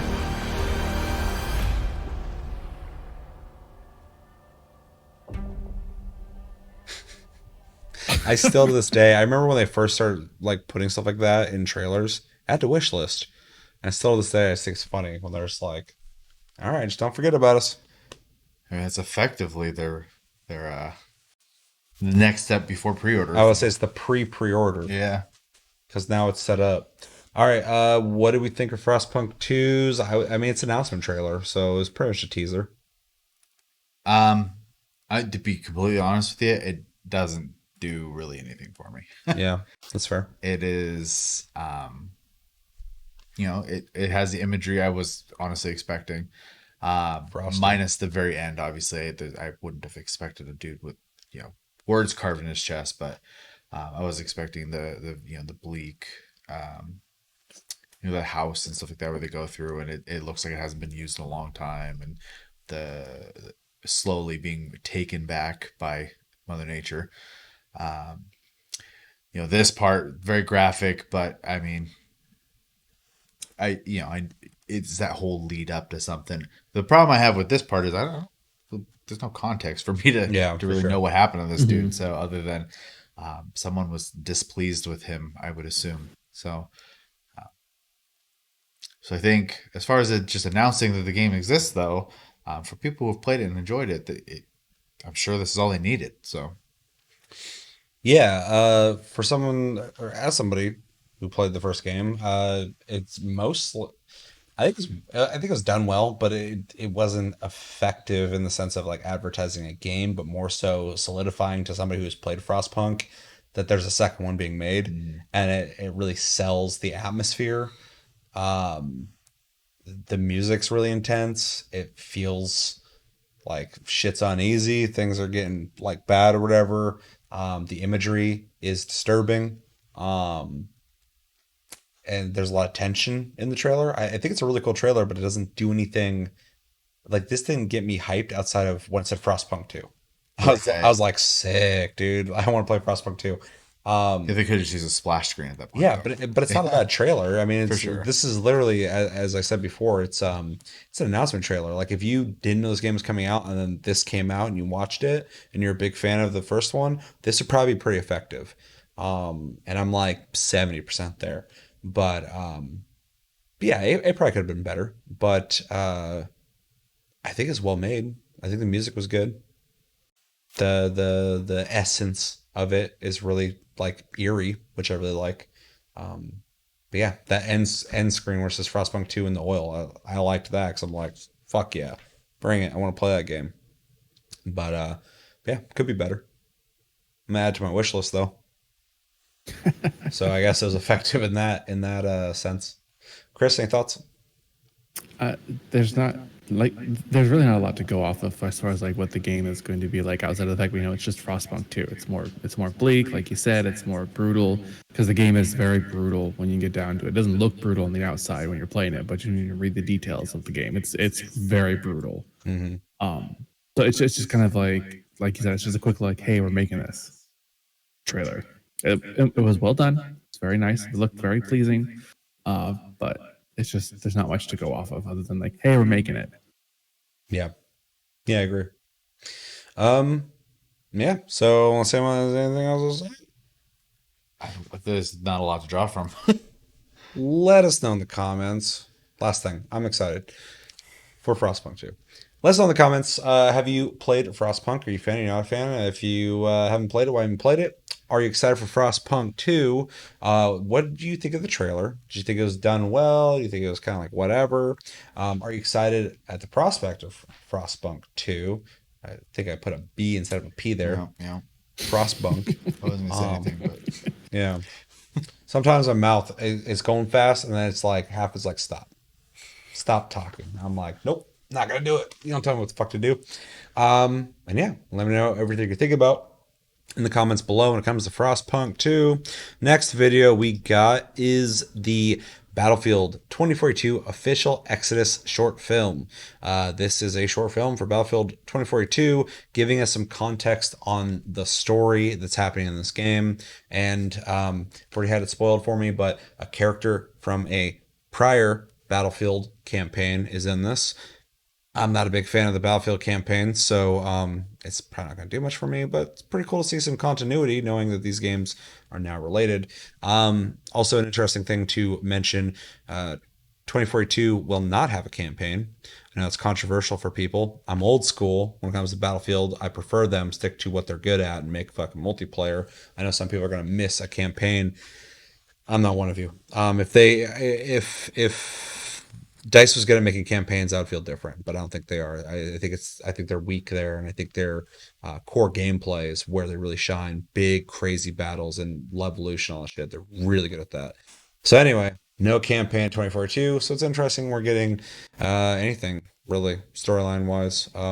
Obviously, I figured the game would have a story, but they're not going to be focusing on it. But we got a 9-minute video to watch, set the tone.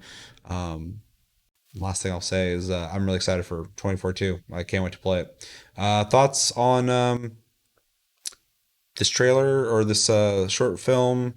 Maybe add some thoughts on campaign. Where do you land when it comes to Battlefield's campaigns? I mean, I've never cared about the campaign in them, so hard for me to even comment on them, to be honest. And then, this being connected to one is not going to do anything for me either, then. Yeah. So this game's coming out without one. Do you don't care, or would you have preferred them kept a campaign, or? No, I mean, they're gonna. All I want them to do is make a good game, right? Yep. And if it's something I'm interested in, I'll buy it. And if it doesn't have something I want in it, I won't. I mean, it's me with everything. Like you make something good, and it's interesting for me as myself, I'll buy it. So Yeah, it's funny because like a lot of people got into Battlefield through the console games. So they started with Bad Company and Bad Company 2, and you really see it. There's a huge affinity for Bad Company 2 in the Battlefield community. I was into Battlefield like way before those games came out. So like I'm used to only online massive map shooting. That's what Battlefield was forever. And then they started introducing campaigns into the mainline games, and I tried to play them, but they looked good. That was it. Yeah. The stories weren't compelling, the characters weren't compelling. They're really short, and it felt to me like a waste of resources. I'm like, dude, I buy Battlefield for what I used to buy Battlefield for. Like, put the work into that. Now it's interesting because I read today a couple people saying that taking the campaign out of this game is essentially taking content out of the game. That's less stuff, and I'm like, that's not how it works. That's development time that can go towards other things. You're acting as if the game existed already and they took the campaign and got rid of it. yeah, No, they're not spending time on a limp dick story fucking campaign. and those resources are going into other aspects. So they're gonna put more work into the fucking multiplayer, hopefully in a best case scenario. What I'm hoping for. In correct development. Exactly. Yeah. Maybe they botched the whole thing. But we'll get crazier fucking shit happening in these multiplayer maps. Big multiplayer maps full of details, more animations, more mechanics, all that kind of stuff that they wouldn't have had time to put in there if they made the campaign. Like I said before, DICE has fucking strengths. They're very good at certain things, and they're real mediocre at other things. Yeah. And so I would love, and they've said that. They've literally said that years ago when they made Battlefield 4, I think, or something like that. I think so. They were saying like they even brought up their country. They're like in I think Sweden or whatever the fuck. They're like we're best at like making more mechanical things. We're not really storytellers or something like that. They said that in a fucking thing, and they're like, so we're really emphasizing like what we do best, and so they know, and I agree with them on that. So yeah, I don't care about the campaign. Yeah, and that's where I'm at. If I want a shooter with a campaign, I'll go find a single player experience game. I mean, I'm not super into it, but like coming out, Stalker and Far Cry this year are good examples of single player shooters. Go play Metro. If you're looking for a fucking Metro. FPS with a great story, play the fucking Metro games, dude. They're so good. And Stalker. And here's the Stalker thing with those games too, right? Is like because the resources are 100% committed to a single player experience, you get an amazing experience out of it. If they tacked on multiplayer and that just became a feature all of a sudden and it was mediocre and no one was playing it except for a handful of people, right? Is that really what you want? See, that's the amazing thing. Not to really drive too hard on this topic, but like a single player game getting a multiplayer mode, people who love those games for the single player, they get upset. They're like, don't make multiplayer. Fucking, it's gonna be tacked on, blah blah blah blah. And I'm always like, see what they do with it, as long as it doesn't take away from the development of the main game. But then the opposite spectrum, people who typically make multiplayer game only games, tacking on a fucking campaign. Yeah. And I'm like, I can take it or leave it, man. But Yeah. I'd prefer you fucking just work on the core game. It's the exact same thing. Yeah. So, I guess that's really the only point I have to make on that. Having said, Yeah, sorry, I'm getting riled up. So. Battlefield is, at its core, a multiplayer shooter, and that's what they got famous for. And So they got bought by EA for. well, it's what they feel comfortable doing, and they should do what they're comfortable making. Like it's okay to experiment and go out with your out of your comfort zone from time to time. That's how you learn and innovate and stuff like that. But Battlefield's in a weird spot right now, and I think they need to kind of go back to basics, and I think that's what they're doing. So I was literally talking about that today at the same time.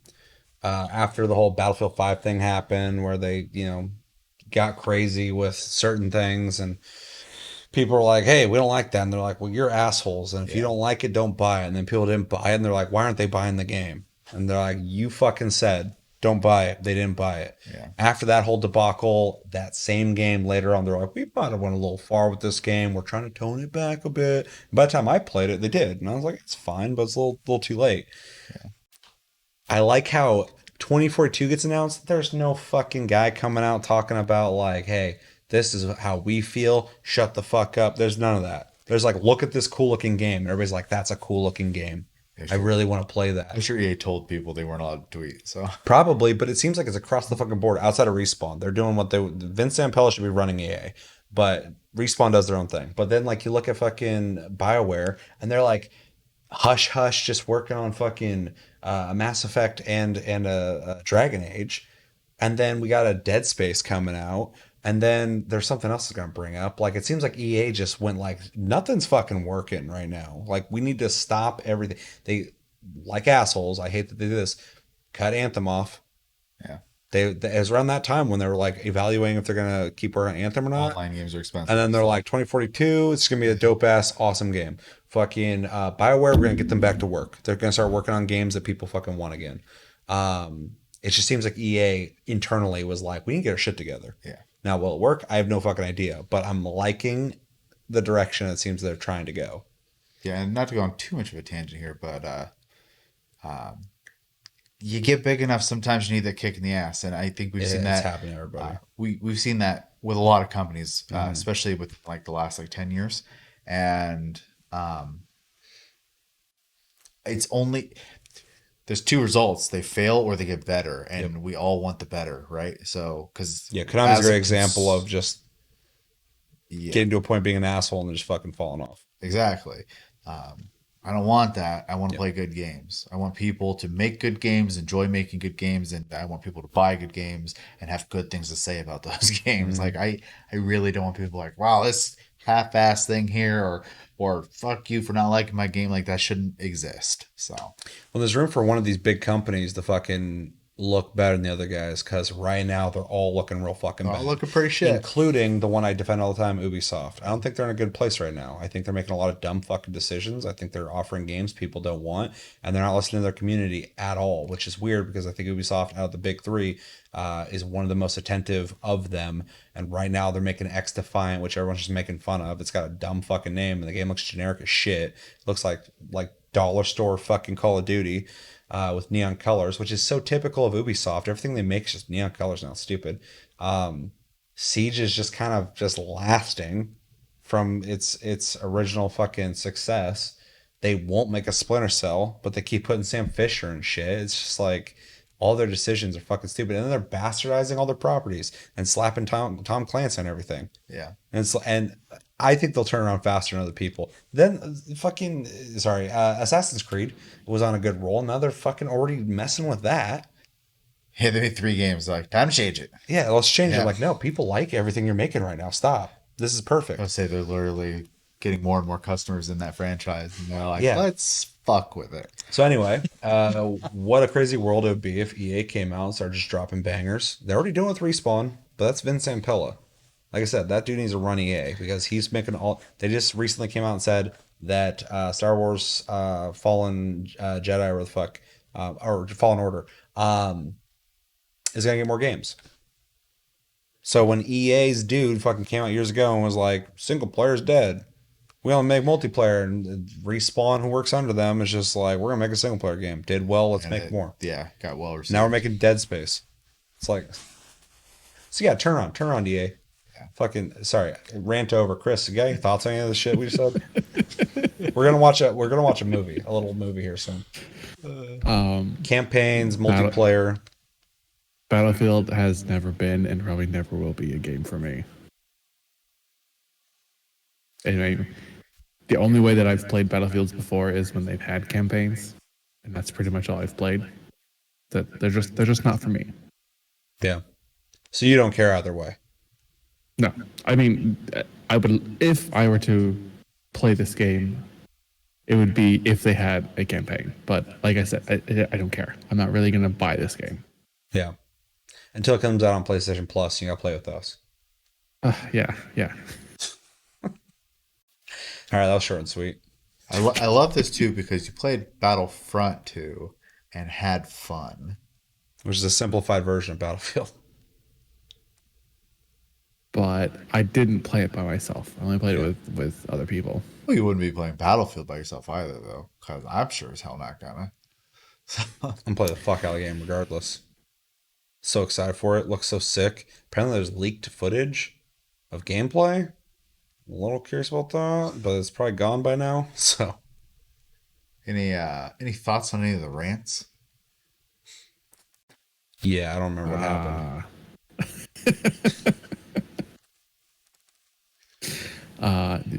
If no, I mean, Are if companies you? are making shitty decisions, they should suffer for it. They should suffer. That's the harshest fucking opinion so far tonight. Um, are you excited for X Defiant? I think it's out. I have no idea what that is. Yeah, I don't either. So the dude who originally made, I believe he made Call of Duty. Oh no, what was that game called? Holy shit, I can't remember. Anyway, he made like two of the. He was the lead director on two of the worst Call of Duties ever made, and he got snatched up by Ubisoft, and now he's making X Defiant, which is their, in their words, punk rock meets like Ubisoft characters, shooter gameplay. It looks almost identical to Call of Duty. The guy like- who made Ghosts. Yeah, Okay. I believe so. Yeah, they snatched him up because fucking he's probably gonna get fired anyway. They're like, hey, make us a shooter. He's like, I'll make you Ubi of Duty, real easy. Booby Duty. Ubi Duty. Whenever anything is self-proclaimed punk rock, especially in like corporate world, it's always like a big douchebag. Oh, dude, no, I hate that. Even like if you're watching something where like somebody dresses away and they're like, oh my god, they look so punk rock, and it's because they got like a hole in their jeans. I'm like, oh my god, I hate it. Yeah, it's cringe, but what they mean is like there's a lot of neon colors because that's what Ubisoft does now. It's funny when that game got announced. We were busy at the time, so I didn't get to touch on it. Everybody was like, what the fuck is this? What is X Defiant? Why does it look like that? Who wanted this? Everybody. I was like, whoa. I didn't see anybody excited for it. I think it's free to play too. And here's the fucking thing too. They made that Hyperscape game, that Battle Royale. Who talks about it? I don't even know if that's the name of it. Is that what's called? Hyperscape? I'm pretty sure it is. Nobody plays it except for people who got paid. I'll say the only battle royale I see played at all, and obviously my world on that's very small, but I only see people playing Apex. Apex, Fortnite. I know people Warzone. play Fortnite, But people are pissed at Warzone because there's a lot of hackers. yes, I don't see people like in my, like I said, in my Yeah. circle. I don't see. I do not see Fortnite. I do not see Modern War, or not Modern Warfare. Whatever you just said it was called, the Call of Duty one. Warzone. Yeah, Warzone. But I do see people playing Apex because for some reason that game's picking up steam. In Yeah, certain it's parts of the world. It's So, one of the best battle royals out there. Vince Zampella. That dude working at EA, they're like, single player's dead. It's all about online games. And Vince Zampella's like, bro, I'll make you a fucking single player game that's gonna sell well, and I'll make you a games as a service game that fucking works well. Yeah. You can do it all if you just believe in yourself. Because when you believe in yourself, you be a can winner. Yeah. You be a winner. Yeah, my point with Hyperscape though is they already tried to fucking make some generic free to play game to get in on whatever's popular. No one gave a fuck about it. And then they're like, let's rip off Call of Duty.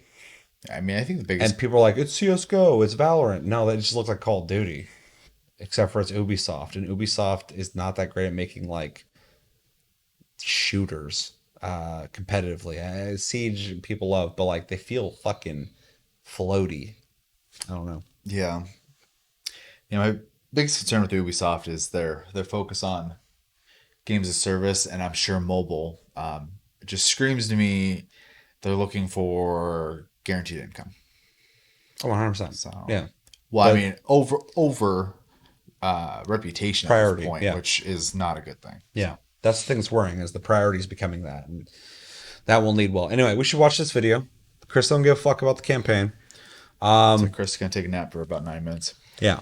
So this is Battlefield 2042 official Exodus short film. There's a guy in it, like I said, from one of the prior games. I'm not gonna be able to react to that in a way that people might think is great because I'm not. We talked about it. Ready, Chris? Should we make thumbnail faces? We should do that at the end of every shoot or at the beginning of every shoot. Just have everyone make faces and hold it there so I can use them for thumbnails. All right, 3, 2, 1, go.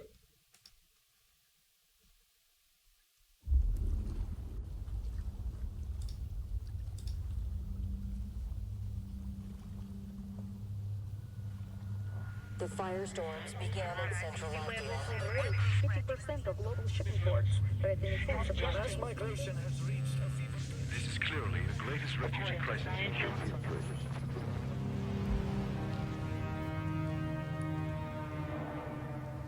The downed satellites have caused a global blackout. I'm just pissed about X Defiant now. That's all I'm thinking about. So this has been a triggering episode for you. Yeah, it's good though. I gotta get that out. Feel like I've been a little low energy lately. I'm gonna play it though. What if I like it? That'd be fucking. That is good. It would be good though.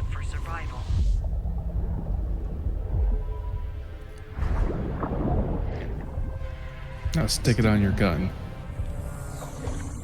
Hopefully.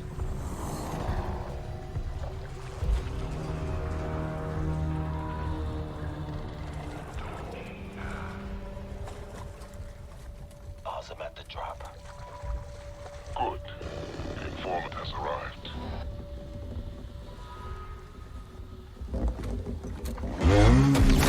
Fuck. Ambush.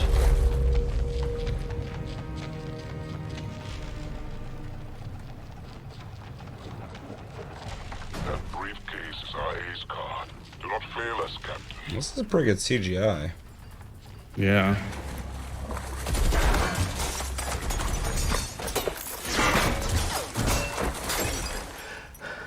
Usually I know what I'm risking my neck for. Usually, I don't explain myself. Shit. There you are.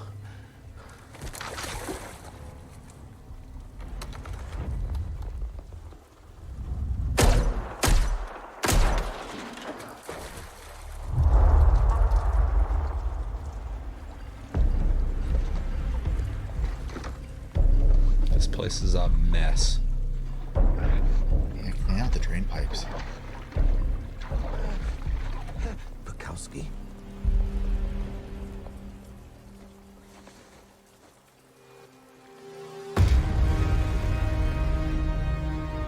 Was that supposed to be someone important? Yeah. Yeah, the actor.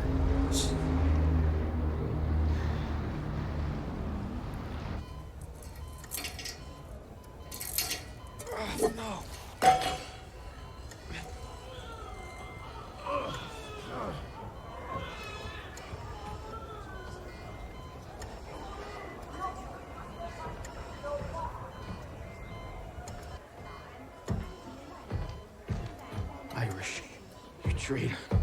How much do the no-pats pay you to fuck over your own country?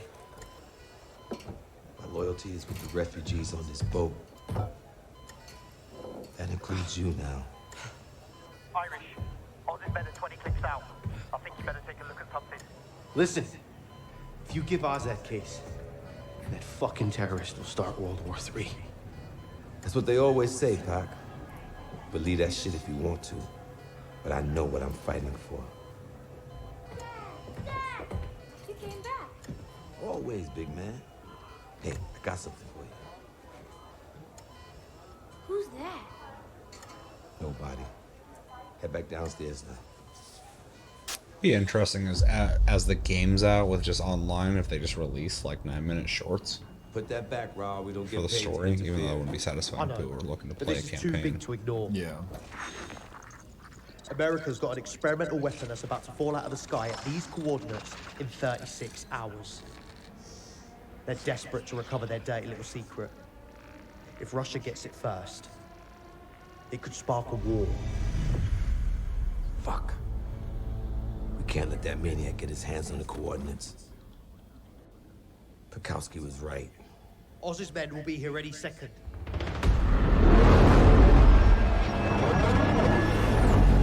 He will stop at nothing anything to get what he wants. We have civilians on board. We don't have enough manpower.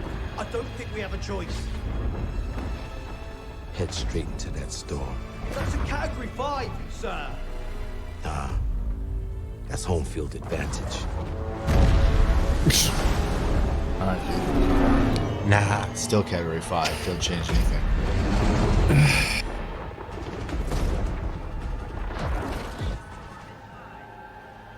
Shit.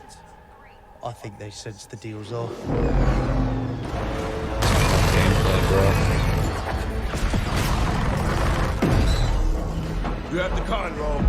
Oz ain't taking this boat. Irish, the storm is gonna kill us! This storm's a fucking cavalry!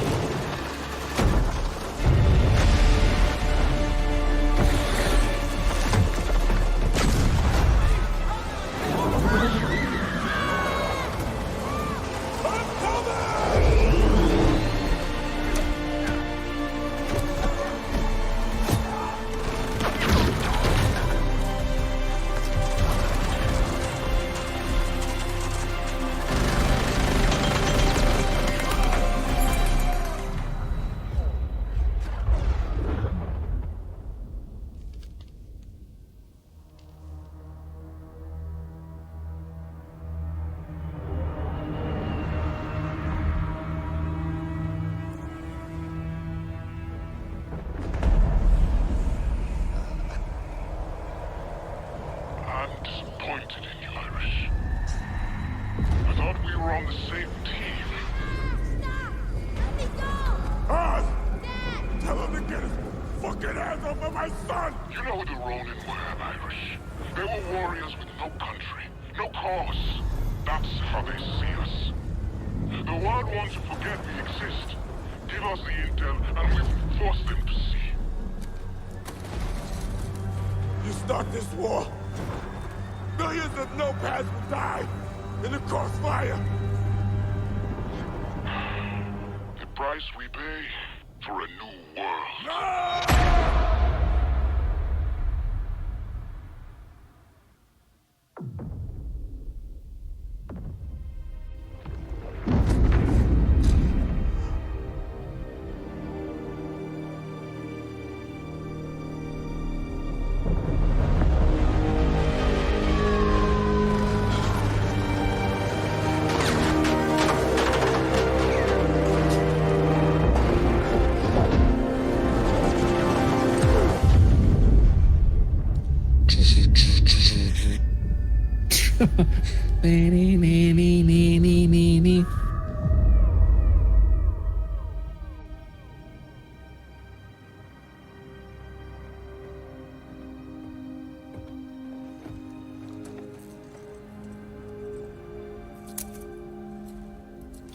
One for the collection.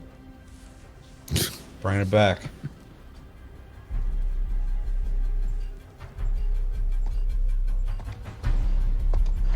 History will remember this, Irish. And so will I. Only one way to stop this war. And that's to get in the middle of it. Put a call out to any notepad who will listen. 36 hours to door. Get ready to fight!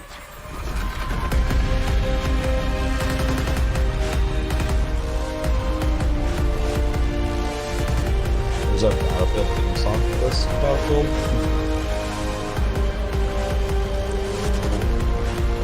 So they didn't fucking show that last time with that one trailer. Oh yeah, I forgot this fucking, they renamed him Ripple Effect. All right, what do we think of that trailer that probably was missing some context for us? It was well made. Yeah, I think so. I was pretty impressed with that the shootout part. Yeah. Looked really good. So I mean, to be a little more specific than that, I as a piece of media and not necessarily for Battlefield, it was really well made. I was actually very impressed with the amount of work they put into it. The voice acting is very well done. The CG is very top notch.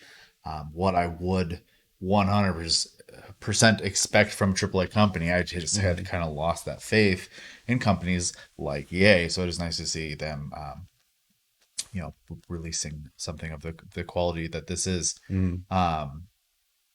They also, as much as I kind of figured the kid was okay, they did a good job of making it seem like maybe he wasn't. So that was a nice little stress moment they added in there too. And overall, yeah, I think it was done really well. I just as a tool like to sell the game, it doesn't do anything for me in that regard. Though fortunately they have shown gameplay in the past, so we have that already. So this is just extra, and it was neat. Did they have to do it? No. Did they? Yeah. And it's just essentially cherry on top, essentially. That's how I view it. Is it's just kind of like a cool little extra. We're getting the game that I'm hoping I want for sure, and if they want to make stuff like this on the side, that's cool. Sure. I've already expressed my it's like brand expanding, essentially. Yeah. It adds to the ecosystem of Battlefield, having, even in a game that's not going to have a campaign, still adding to the lore. I mean, if this game is canon with prior Battlefields, it's in this idea of 2042. There's a war, World War III, that's potentially going to unfold. It adds to that, which is cool. I mean, in a game where I'm just going to be running around shooting people, they're going to be shooting me. It's nice to have a little bit of context on what's even going on here, but at the same time, I don't really need it. But it's cool. It's welcome. Like you said, I think the quality of this is very good, way more than I expect from fucking EA. Yeah. That's sad because they have the fucking money and the resources, but I don't expect them to do cool things like this. So I appreciate that. The one thing I feel like this was missing, the thing that was cool about it is there is canon that carries from prior games here, especially for anybody who cared about these characters in the campaigns. Doesn't do much for me, but I was hoping to see a little bit more of the world that I'm going to be playing in, and not just this ocean scene. It did kind of show off what will probably be in the game. These crazy events that happen that you're gonna have to utilize, like the tornadoes, stuff like that. Want to set up to the reason why there's a war happening. Exactly, which is cool. And I can appreciate carrying stuff over, like I said, for people who did care about the campaigns. It is cool that they are having a saga happen here. But it would have been nice to see locations, maybe things that we can, like a taste of what we can expect from the game as well. It's only 9 minutes, but I'm looking at a boat most of the video. The choreography is great. The acting was great. Cinematography was pretty good. I think the shootout, even though it was brief, I thought was really good looking. I think that really shined because to have that mocapping in that dark environment, but with the rain effect and stuff like that, and people stabbing each other and shooting each other and shit, is really fucking cool looking. I really enjoyed watching that. And yeah, the end I think was satisfying. As somebody who doesn't really care about the context too much, which is sad to say, I still think it had I think it had a good payoff, and I think it has a good lead in to a game that I'm really excited to play. It was definitely a very well done piece of CGI, and for what it's worth, it was entertaining to the point where I didn't realize that 9 minutes had passed. I was anticipating being sitting there just being like, okay, here we go, yes, blah blah blah blah, and kind of dragging on. But at the end, I found myself going like, oh, it's over. Okay, it was entertaining. There were a few moments there that I felt just personally were kind of cheesy, cliche voice lines of like, that's not a storm, that's their home field advantage. It's just like, shut the fuck up. Just, but I mean, it's gonna happen. It was just cheesy. But it doesn't do anything for me. It doesn't show me, what if I hadn't seen gameplay trailers before, this would just be like, okay, there's a story there, but I don't know how the game's gonna play. Yeah, no more pew pew. I mean, that's what I would expect out of it. My brain, pew pew, bang bang. Okay, woo. But it was, like I said, it was entertaining, but it just doesn't really make me want to play the game. Yeah. Honestly, I mean, I'm already sold on the game. I'm fucking really hyped for this game. This didn't make me want to play it. Agreed. Though hearing like a Battlefield theme song was nice to hear, because fucking for some reason they're just really keeping that hidden in their trailers. So to hear anything with that fucking hard hitting sound was cool. That got me that part got me hyped for Battlefield. But this video didn't get, or this short film didn't get me hyped for Battlefield. I just appreciated watching it as a CGI piece that someone made. Like you kind of said, like what you did say, that was a 9-minute video. It didn't feel like fucking 9 minutes. I felt like I watched a 2-minute video, maybe. Like it went by really quick because they packed a lot of stuff into that 9 minutes, and there's a lot of money that they put into this. It's pretty flashy. Yeah, credit where it's due for sure. Yeah. So I wasn't bored, and the time flew by. So, but yeah, overall I thought it was cool. For the game, didn't do much for me, but as a thing that I like to see EA do more of, I liked it. I just wish the context wasn't wasted on me. I feel like, there's people who could appreciate this a little bit more than me. So, anything else? Battlefield 2042 is coming out this year. I'm fucking excited. Let me know in the comments. What did you think of this short film? First off, I mean, that's the most important thing. Did you like it? Did you not like it? Did it impact you more if you played the campaigns? You're a fan of those? Maybe this has more weight to it. They did do the kid part really well, though, because for a split second I was like, "Holy shit! Did they just fucking kill a kid?" Yeah, there's a moment for For sure. a split second, I was like, "Oh, okay, that was cool the way they did that." I was surprised they even had a gun pointing at him in the first place. I was like, "Ooh, they're getting bold here." For sure. For a big AAA company, that's pretty bold. But yeah, did you like the trailer? Did it do anything for you? Did it make you more hyped, less hyped? And are you excited for Battlefield 2042? Are you like indifferent? You're not into it at all? Let me know everything you're thinking about in the comments below when it comes to this and Battlefield. All right, it's that time again where we reflect on prior episodes and read your comments. If you'd like your comment to be read for sure, type in #AskTLG. Otherwise, I pick your comments at random. And we have one episode because we're getting back into the groove of things with the channel. We've just moved and we're finally getting to the point where we can do this stuff more regularly. So, yeah, we only got the one episode, but we got some comments on there. We're going to read them. And that episode was Tastecast, where we reacted to, or we talked about Back for Blood beta impressions. I probably could have done that again. Oh, no, I didn't play in this beta. Pretty much got to the point where I was like, I'm just ready for that game to come out. We watched Tales of Rise activities, and we talked about Halo Infinite technical preview. We actually had a lot to say on that as two people who actually like Halo. Yeah. That was actually way more of a conversation I thought we were going to get out of that. And you guys, of course, commented. First comment we got is from Nick Raintree that says, finished Act 1 of Back for Blood, and I liked it a lot. Definitely my type of game. Played on PS5, and it played really well.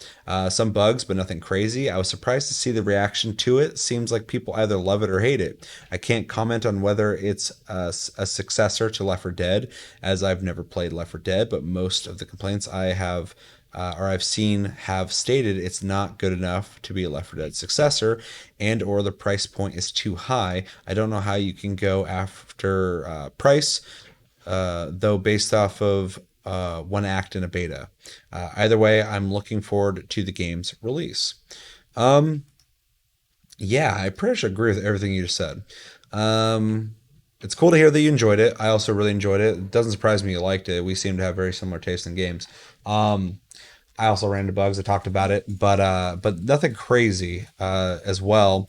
I've also noticed that people do either like this game or hate this game, which is really kind of crazy to me because I played it and I left it going like, holy shit, I'm fucking so into this game. I'm so ready for it. And then I went on to good old Twitter and people were like, this game's trash. I can't believe fucking they're trying to rip people off. This game's overpriced. Twitter. What idiots would buy this game? And I'm like, what game did you guys play? Like, I if this was like a kind of like, if I played the game, I'm like, it could be better. And then I saw that, I'd be like, okay, but like, I really fucking liked it. And like, of course, not everybody's gonna have the same opinion, but like, it was like fucking night and day. There's people talking about this game like there's like some kind of like pyramid scheme happening with this game and some shit. And I was like, what am I missing here? And then people are posting videos of like someone shooting a windshield and it didn't break, and then the car blew up, or whatever, as if like that was like crazy. I was like, I don't care. I don't fucking care about that. So anyway, it's been very interesting. So I mean, I've seen that as well. And when you're saying that they're saying it's not good enough to be an L4D successor, the game is Left 4 Dead 3. When I played it, it felt like Left 4 Dead to me.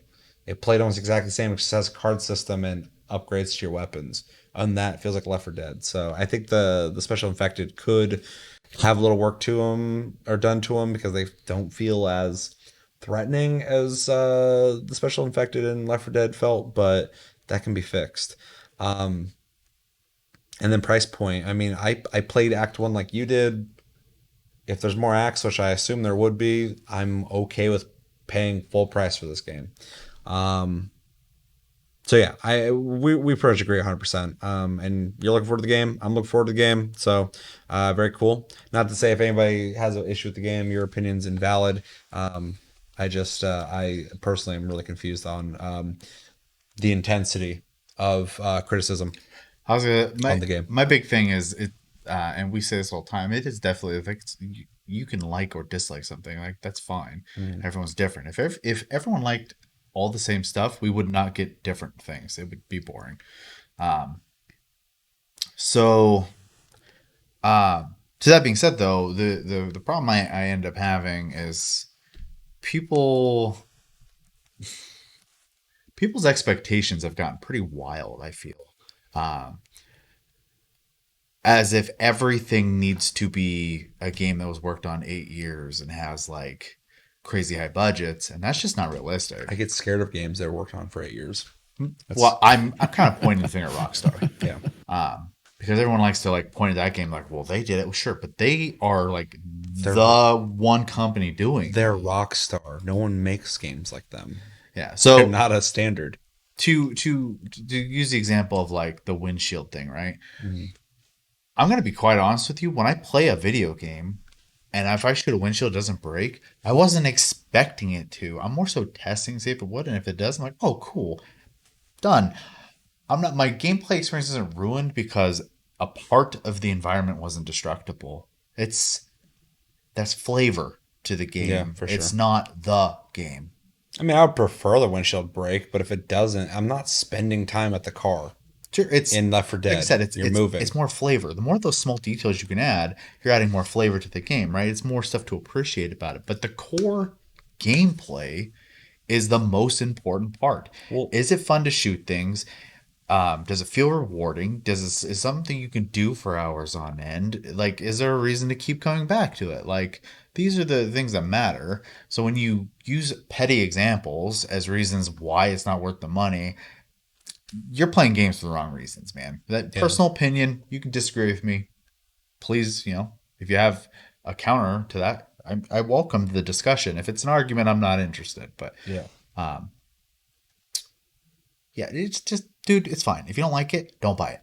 Easy. Yeah. Don't buy it. Don't talk about it. What you're doing is adding attention to the game. Sure. Yeah. So. Don't talk about it. Shut up. Silence. The thing I wanted to add with that is like you said it's flavor. I agree with that, but if I was playing like a first person or third person cover shooter that like advertised itself as like this visceral crazy game, like when Mafia 2 was coming out and they showed that like cars have individual bullet holes in them and the physics of the car actually moves when the bullets hit, I was like, that's fucking crazy. It's still kind of crazy to think about now. They touted this game as this like immersive Mafia experience, right? So you get into that game, and if I went in there and the windshield didn't break, I'd be like, well, that's fucking weird, right? But in a game where it's like you start at point A, you gotta fucking rush to point B because enemies are gonna keep fucking attacking you.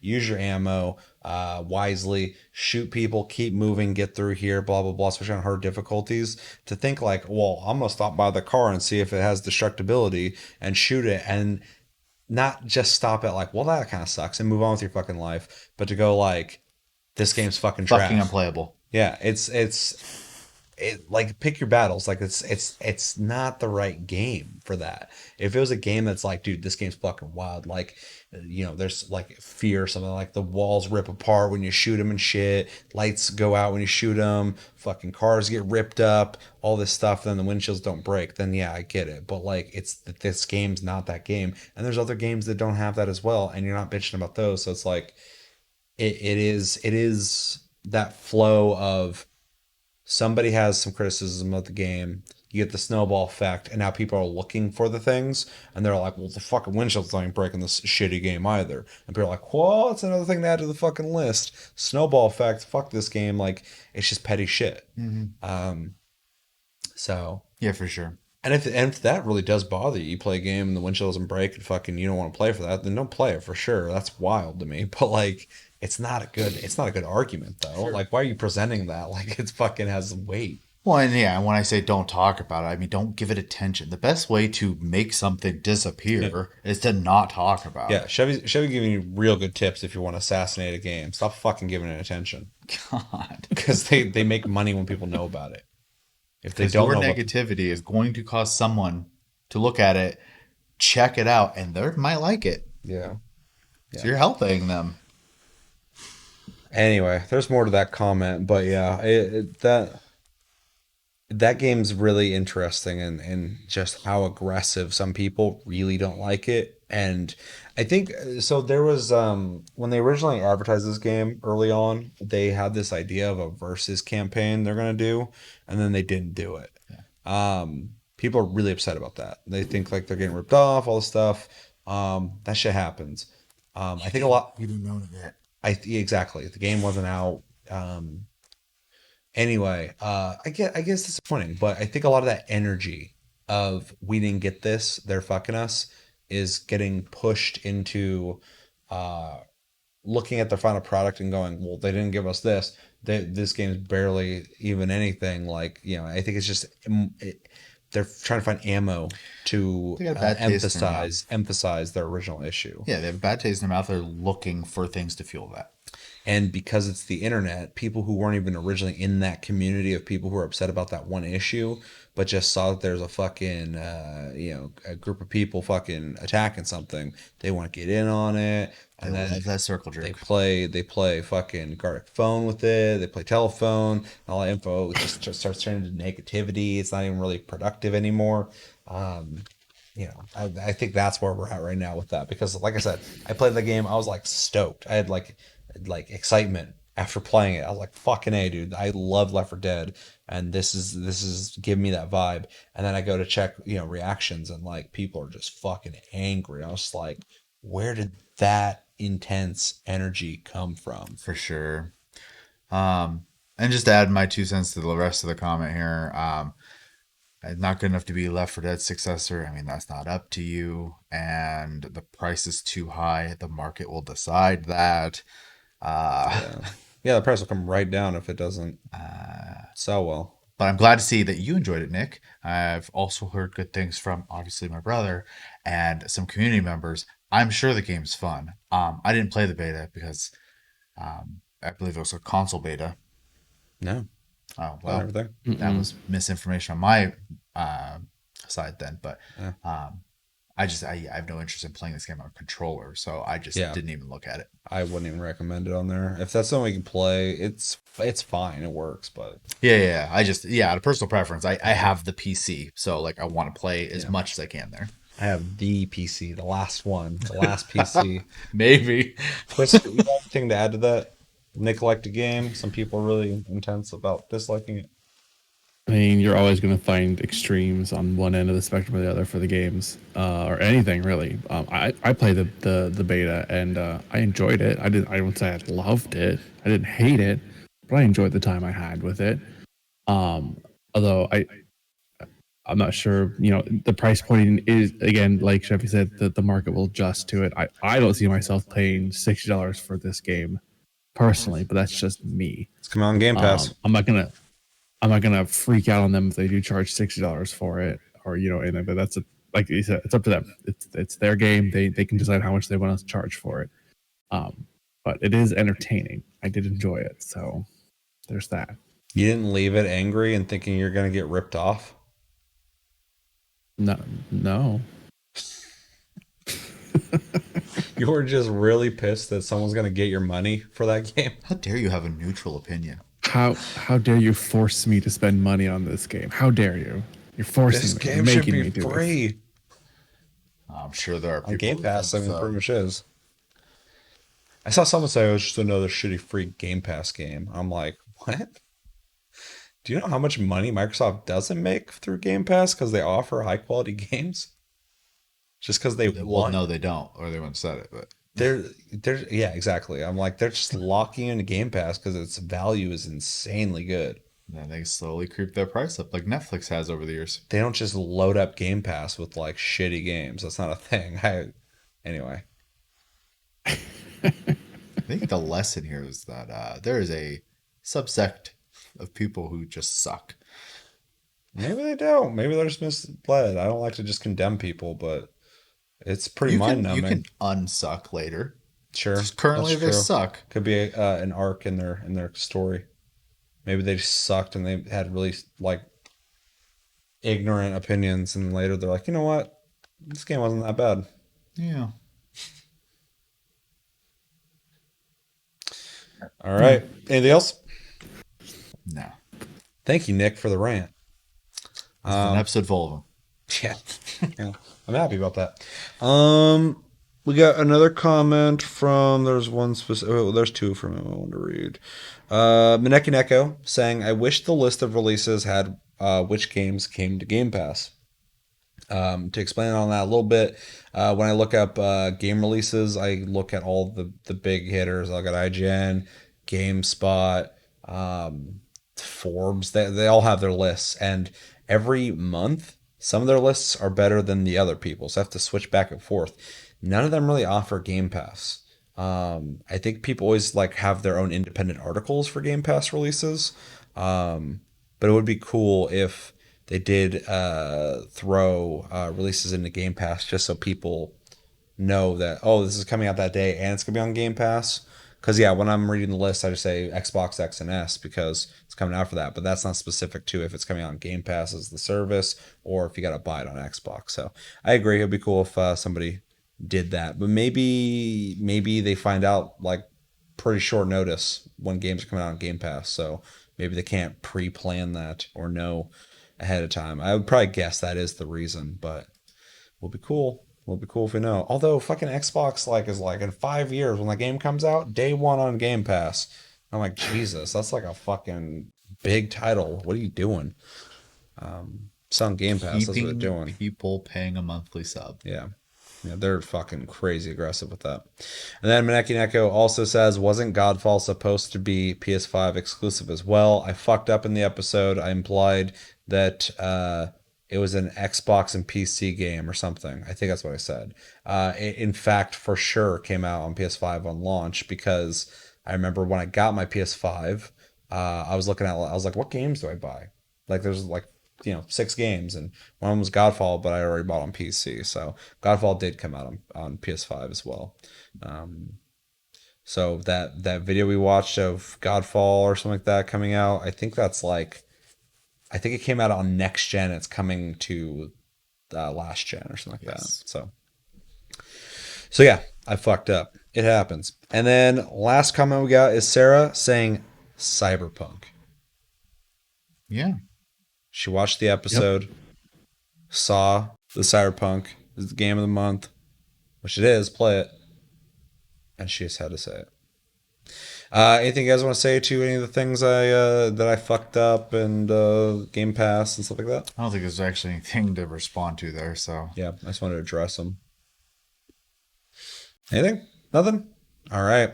No. Well, that's going to do it for this episode of Tasty Cast. Thanks for your comments. Thank you for the comments. And, yeah. That's it for this episode of Tasty Cast. As always, thank you for watching, though. Make sure to Like and subscribe if you enjoyed this episode. Make sure to check out our other episodes. Check us out on social media and streams. Links down below. Check out our Discord link down below. You can talk to us anytime, all the time. We're on iTunes, Spotify, and other podcast platforms if you prefer to listen to us in audio form. And we have a Patreon if you'd like to support this channel more than liking the video, commenting, sharing it, and subscribing. If you're brand new, we got a couple new subscribers from that stream as well. So welcome to the channel. I want to thank Chevy and Kris for joining me. As always, it's fun to rant with you guys about things Nick says and do other things. And Nick. Yeah, it's all your fault, Nick. God damn it. Until next episode, wherever that may be, probably Tastecast. Have a good one, guys, and take it easy.